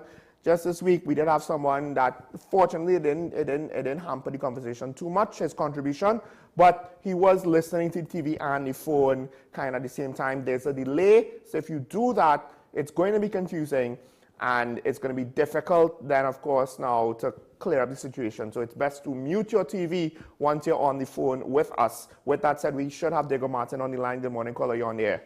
Good morning, Sean. Morning. And I'm not going to talk about war. I don't like to talk about that. I want to talk about the DB campus. Yeah. And why it is in this state. And that is because of current governing policy of the PNM. I have to say PNM, and I want to go back to the 2016 law term opening of it. There was an ex-president, an ex-vice principal, who during that ceremony told everybody, and I'll call his name, Professor Max Richard. He has gone to the great beyond. He is the one who basically facilitated the former Prime Minister with the tralala with the email gate, have it for 6 months and then take it to the police. So his credibility is there. But during that opening of that law term in 2016, I think the PNM was now into office, and he uttered the sentiment of the PNM government, what they would have done with the Gdebe campus. He said lecturers in the law faculty were reluctant to go down to Penal to teach. Isn't that prophetic? The fact that they were not willing to go down there now. No, the fact that we have all of these devices, AI, Zoom, etc., are they going to be unwilling to go down to the DB campus? No, because the pattern is the policy of the PNM government is to discriminate with respect to education. And I'm going to point out the Beach High School and the former Hazel Manning. She didn't want to open it at all. I had to refer to the Brazil High School, Duendes and Parrots, Hyenan and African Jungles. Those are the sentiments that the PNM continue to spew in the public. And most of all, one of the real bread issue is the cost of a person from Saudi Arabia, etc. South Africa, and they take off the UV. So they could turn it all out. The current Pro Vice Chancellor could turn it all out. The sentiment was already uttered by Professor Max Richard, who indicated what they will want to happen with that, to leave it in isolation and become a derelict. Because it is passing strange that you subleasing the part of the campus to Roytech. And Roytech is making money out of it because they saw a need and they had a catchment area for people down there, students who wanted to develop themselves. And I couldn't understand why the university didn't see that also. If Roytech is taking, and you get about 40,000 a month for Roytech to hold classes in certain disciplines, and you at the university didn't see that, it tells me what you and your policy is. It probably in sync with the PNM to discriminate. I go and have a nice one. Caller, I'll have more to say, but I don't know if that you can compare Roytech to our law faculty as apples to apples. That's point number one. I would argue that business administration degrees are degrees that most professionals should have, whether an associate's or bachelor's, because when you have a business, and if you have a dental practice, a medical practice, accounting firm, a law firm, etc., you still need to know how to do business, not just how to be a lawyer or a doctor, and so on, or a farmer, a gardener, a painter, carpenter, whatever. But I have more to say on that. I think what you said, while there's truth in it, it's an oversimplification in some respects. But we have Santa Rosa Heights, is it? What's up before? Morning, caller. Go ahead. Hello, good morning. Good morning, caller. Yeah, Sorry good for the morning. confusion. Yeah, no, that's okay. That's okay. So, I would be very naive if I think the new government are saviors and would fix everything overnight. However, I am willing to give them a chance as we keep them in check. And I say as we keep them in check. But we have to give them time because they just started. Now, based on what we went through under the last regime, so far this feels a lot better. And why am I saying this? I'm not just saying this, out of the blue. I'm saying it because of the concrete evidence that I am seeing. We're seeing roads being fixed. No property tax for sure has me feeling a lot lighter, right? And, I'll go back a little bit. I agree with Mr. Scherer from last week with the property tax. For me, I paid my property tax, but I'll tell you why I'm willing to let it go. Of course, if I could get it, that would be great. But if I couldn't, I'll tell you why it's okay with me, because I understand this government wasn't the one to implement it. So I wouldn't really, that's just my perspective. I wouldn't really hold them to it. If it is, I get a refund in time to come, fine. If it is for now, they can't give it simply because they didn't implement it. I am willing to let it go. If I can see, of course, improvements in the country, right? But, we've seen talks of addressing backlogs with respect to social grants, and I could go on and on, about other things. So I'll tell you, for me, we hold this government to check, but so far, the population feels a bit lighter.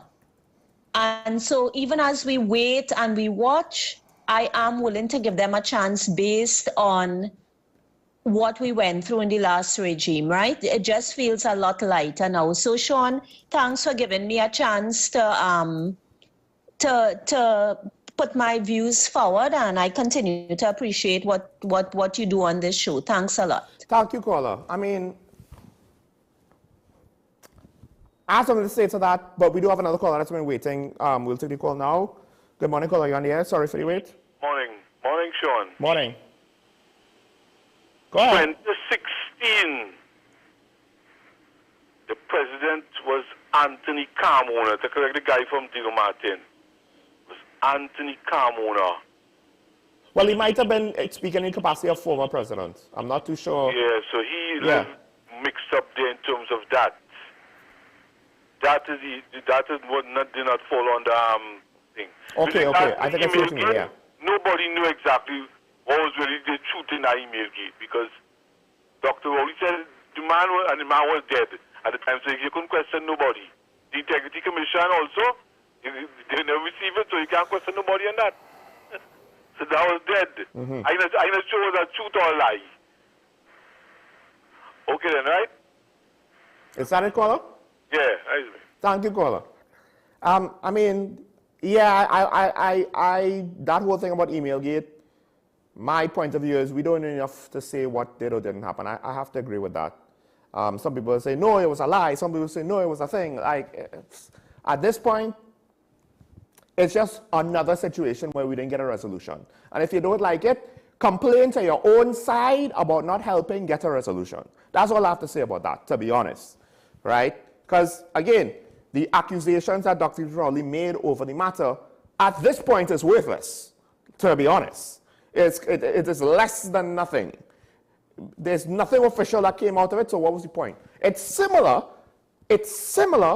to so many things he said with regards to Gary Griffith before the last internal elections. Notice kind of all of that died afterwards, right? After they weren't campaigning then. And then once in this general elections, they didn't need to pull that out of their bag any further since the NTA's momentum was successfully or proven to be killed. Right, now, here's the thing. Lecturers not willing to go down into DB. You could make them go down into the... You see, part of the thing is we don't know to what extent, one, did Roytech, did they find extra lecturers? What was the mechanics with regards to the implementation about utilizing the Southern campus? Right? The cost-benefit analysis, etc., etc. The number of students that would have enrolled, etc., etc. What's the total number of students in a law faculty in DB? I don't know. It could be a large number, in which case you justify expansion regardless. It could be a small number, in which case expansion all of a sudden is not that simple, right? It's not an apples to apples comparison with regards to a business school and a law school. And if the lecturers don't want to go down there, dare I say it, but tough, because they probably arranged their life around working in St. Augustine. So you could solve a local problem by making them go down south, but you're not actually solving the problem. And that's what I was trying to say. And to some extent, I don't know if this is the solution that you would have in other jurisdictions, where like, oh, well, we'll just force the university. I mean, let's put it this way. There's a reason why when people go to school in the States, they live there. Why is that a bad thing? What we should be doing is either making transportation easier, or making living accommodations easier, or figuring out the practicality of having an extension of operations in South. But actually looking at the details of how to make that happen and if it's feasible, and not just use the emotional argument. Because I can understand that he said the lecturer's not willing to go down there. What does that have to do about the PNM? All of the lecturers could have easily just said that on their own because that's their personal preference, because that's what they signed up for when they took the job. So then the other thing you have to wonder is this: to what extent might some of them say, well, I didn't sign up for this, so I think I'll need to seek my fortunes elsewhere? I don't know. All of that needs to be considered. We have a call, so I'll have to cut things there. There's still more to say, but we'll take the call. Good morning, caller, you're on here. Good morning, Sean. Morning. Good morning, Trinidad and Tobago. Sean, I mean, the evidence is right before us. We don't have to look far. It's staring us in our eyes that the past regime would have neglected major infrastructural projects. The campus, we had a completed hospital that they didn't use. These people should be in prison. I mean, a proper forensic audit needs to be done with respect to Petrotrin. I am saying something has to come out of that. The economy was decimated with the closure of Petrotrin. The entire southern region, went into hopelessness, Sean. All the small businesses would have collapsed. This government, the past government, needs to be held accountable, and who has to go to jail should go to jail.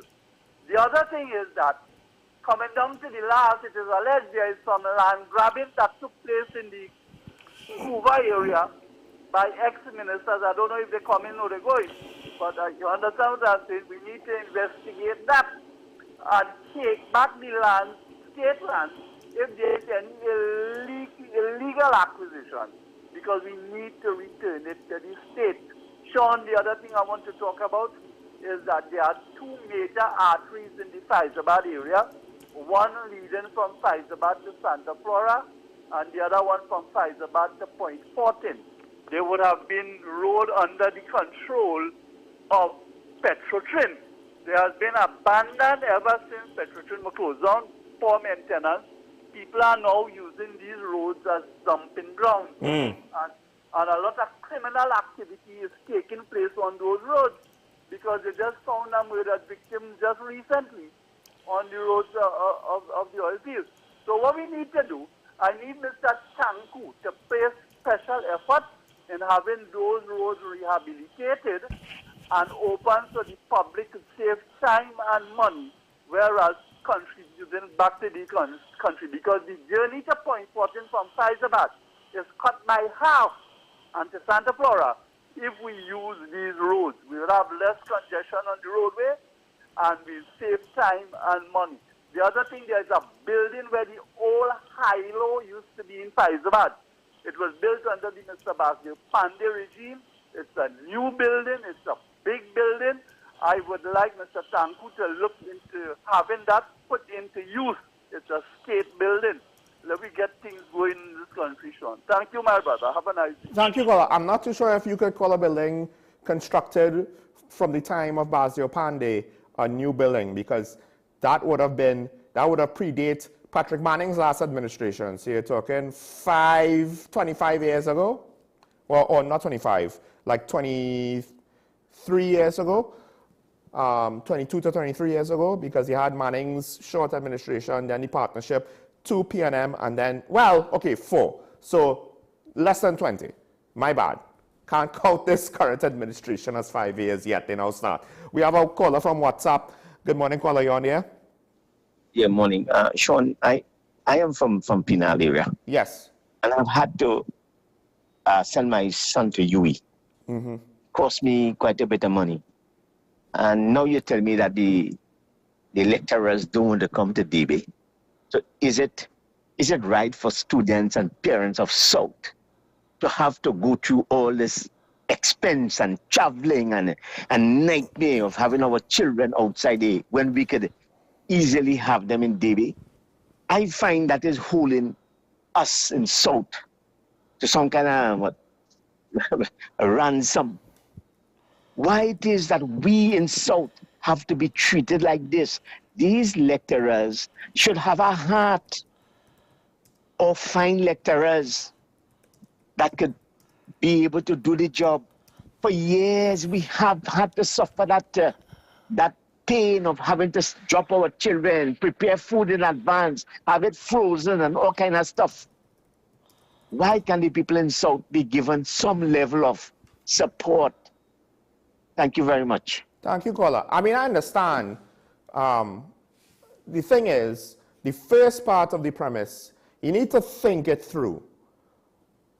Lecturers, essentially, they are not public servants. They don't have a duty to work under conditions that they don't want to work under. That's basically it. We don't have a right to demand that the lecturers who are currently there, they have to go to DB. I mean, we could make the demand and then they could leave. The second part of what you said, find lecturers, that's a different conversation. Now, I didn't say it. It was said that someone said it, right? It was reported that someone said it. So we don't know to what extent this is the actual position of all lecturers. We don't, right? And to some extent, yes, UE is down in DB. Doesn't mean that all courses could be done in South, similar to COSTAT, right? It all depends on the lecturers and where the lecturers are based and if the lecturers are willing to travel or not. Because this is the reality of tertiary education. And that's why I said, part of it is, yes, when you think about how much it costs to travel, well, we're not that big of a country. So really and truly, that's a symptom more of a transportation deficiency than a university deficiency. And if we want to solve that, we could solve that, right? Now, South is entitled to things for the government to provide that it can't provide for itself. Tertiary education services, that is not so straightforward. That's not like water or electricity, right? There's more to it, but when you think about it from the other side, it doesn't take long before the logic kind of breaks down, because I hate to say it, but it's not a right. You're not entitled to a lecturer to make your life easier and their life has to be harder. And then part of it is now, did anyone do the due diligence with regards to the number of students and how feasible it is? And that will inform you how much can be done now to hopefully build it up for the future if you cannot go whole hog on a full campus with full courses from the jump. then at least you could try to work towards that eventually. We have to take a call. I don't want to have the caller waiting too long. Good morning, caller, you're on the air. Last call for the morning. Good morning, Sean. Morning. You know, you have to take a lot of emotion out of this discussion about this South Campus. Let me first say, the South David Campus, when it was being constructed, I was partly involved among the many things that I do down there.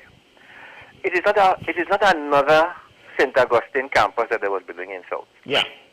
It is a satellite type operation. Yes. Right. And a lot of people have not up to now did not realize that or haven't realized that. That's the first thing. So if you want to do engineering, you wouldn't be able to do it in the David campus. Let me say that. Yeah. Let me clarify some other things, however.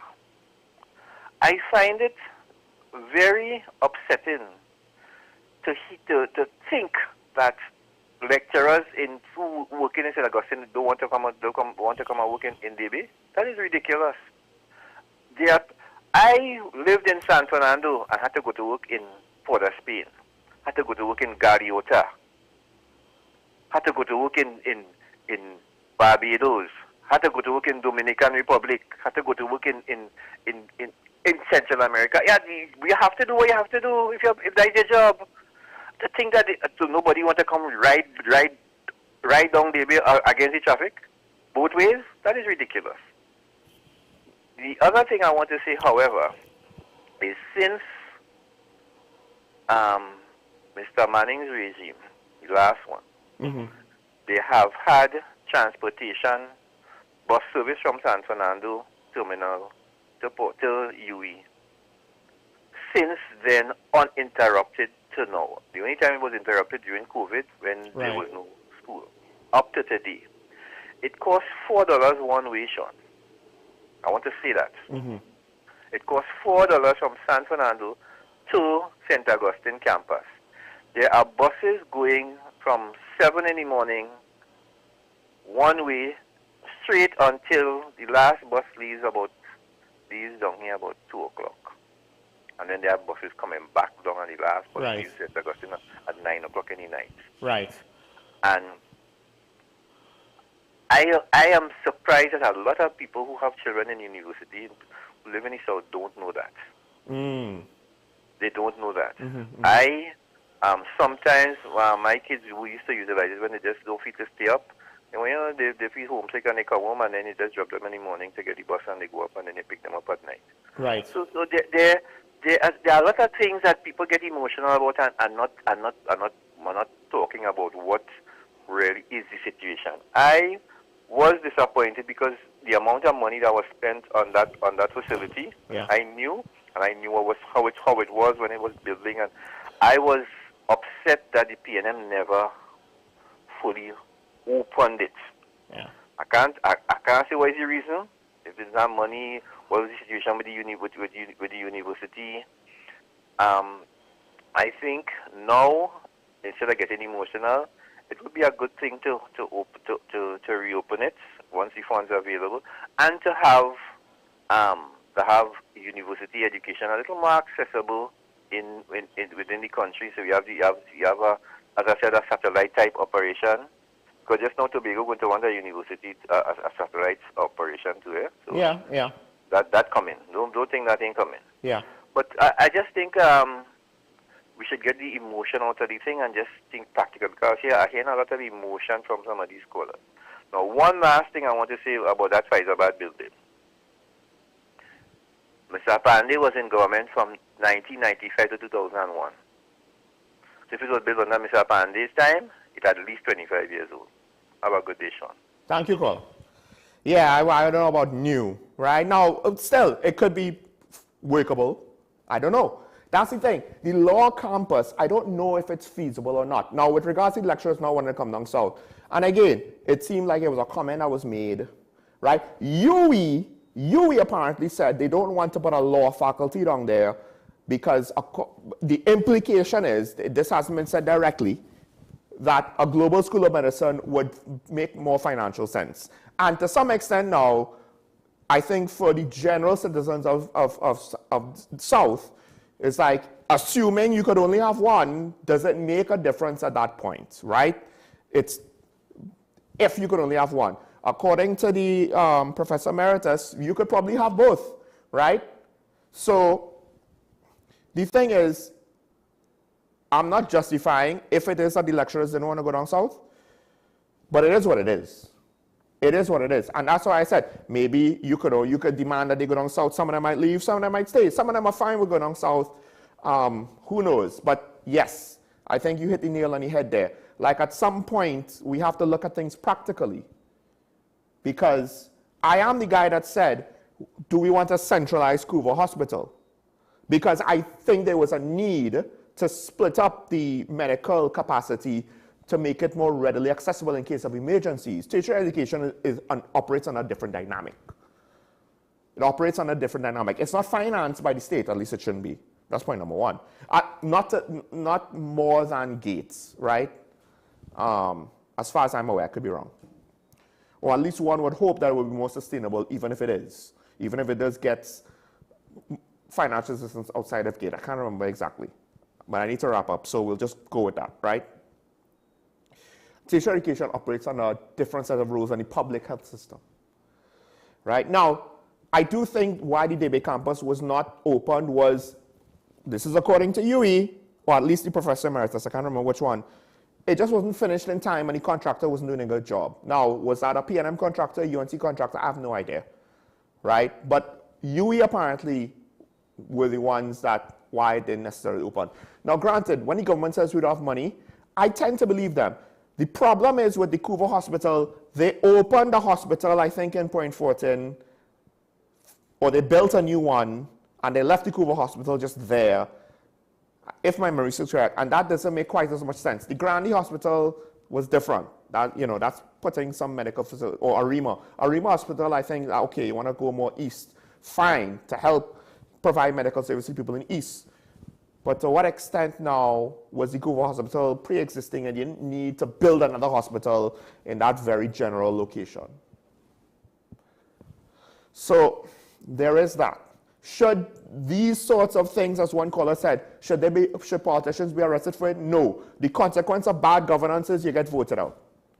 And what we're trying to do, going back to the second caller, yes, we give them a chance, but we hold them to account, right? Because ideally, if it is that we just vote, if the UNC we determine they have bad governance, we can't just go right back to the same PNM that was voted out. We kind of get into a vicious cycle that doesn't make any sense. But the thing is, and this goes to her point on the property tax, and I'll end with this. I understand that you are okay with it. I don't know if the wider population that paid is okay with it. That's the first thing on a practical level. But as the second thing, how is it? Think about what I've been saying, at least. I can't speak for everybody else, but think about what I've been saying. I'm questioning that it seems as though when everything comes up, what does the Prime Minister say? We'll find the money for it, don't worry. We'll find the money for it. Oh, local government minister, we'll get the money for the local government corporations, right? Minister of Homeland Security, we will get more resources for the police. We'll get more resources for the fire service, right? The Prime Minister herself, we'll find the money to pay the deficit. How is it everything else they could find the money to do? They are basically saying, we'll find somehow to pay for it, except property tax refunds. That's the one thing that they've taken a hard line no. That thing. It's not just that they said no, it's the context that here's something that they claim to be a burden on the population. Yep. Cool. Except they're more than willing to keep the money that a fraction of the population paid, which they claim to be paid unfairly.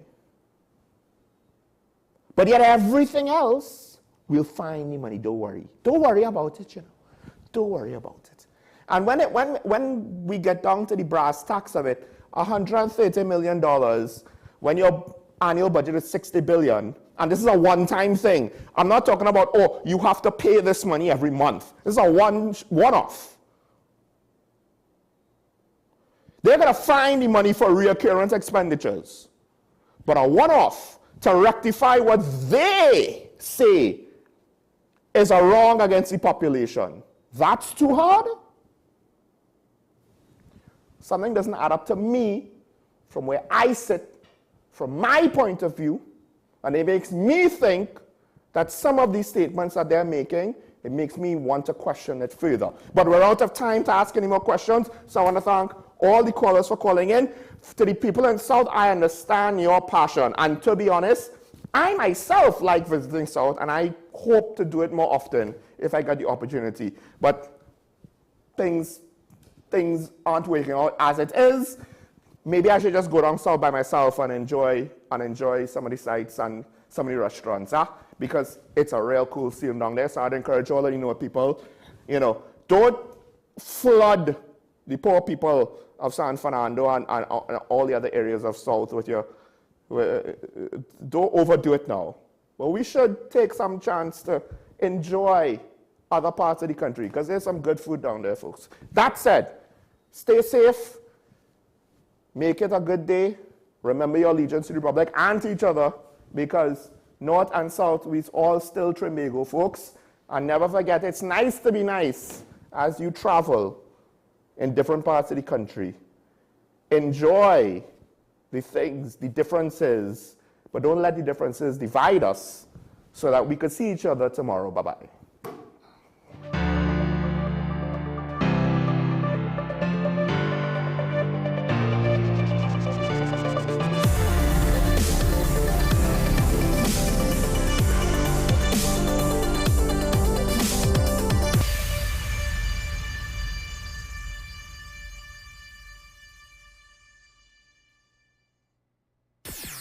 WESN.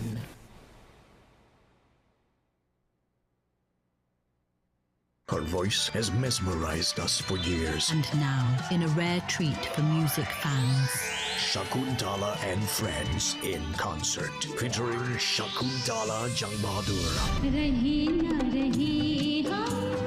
Singing sensation Nepal Chaitlal, brilliant musician Dr. Shivanan Maharaj, master flautist and saxophonist Narendra Maharaj, with music from Shiv Sangeet Orchestra, Shakuntala and Friends in concert. Shakuntala, Tala. Low energy? Heart concerns? Migraines slowing you down? It's time to take control of your health. Join Wellness Unlocked, the series that brings expert advice and real solutions for a healthier you. In our latest episode, learn how Jameson CoQ10 can help support heart health, boost energy, and even reduce migraines. Get the science, the stories, and the steps to power up your health with CoQ10. Don't miss Wellness Unlocked. Watch now on WESN and start your wellness journey today. FanZone, your reliable, authentic supplier, has just gotten better. You can now visit our website www.fanzonett.com for your authentic wear and collectibles. The only place where you can use both your Visa debit and credit cards. Visit our website fanzonett.com to make your purchase today. The home of Caribbean content is growing, and we welcome you to be a part of the #1 platform for young personalities who are driven to make a positive impact in society. As we continue to reach every corner of Trinidad and Tobago through our daily broadcasts, our social media pages, or through our 75+ digital billboards across the nation, contact us to learn about our competitive rates via marketing at wesncc.com or call us at 628-5835. WESN Content Capital,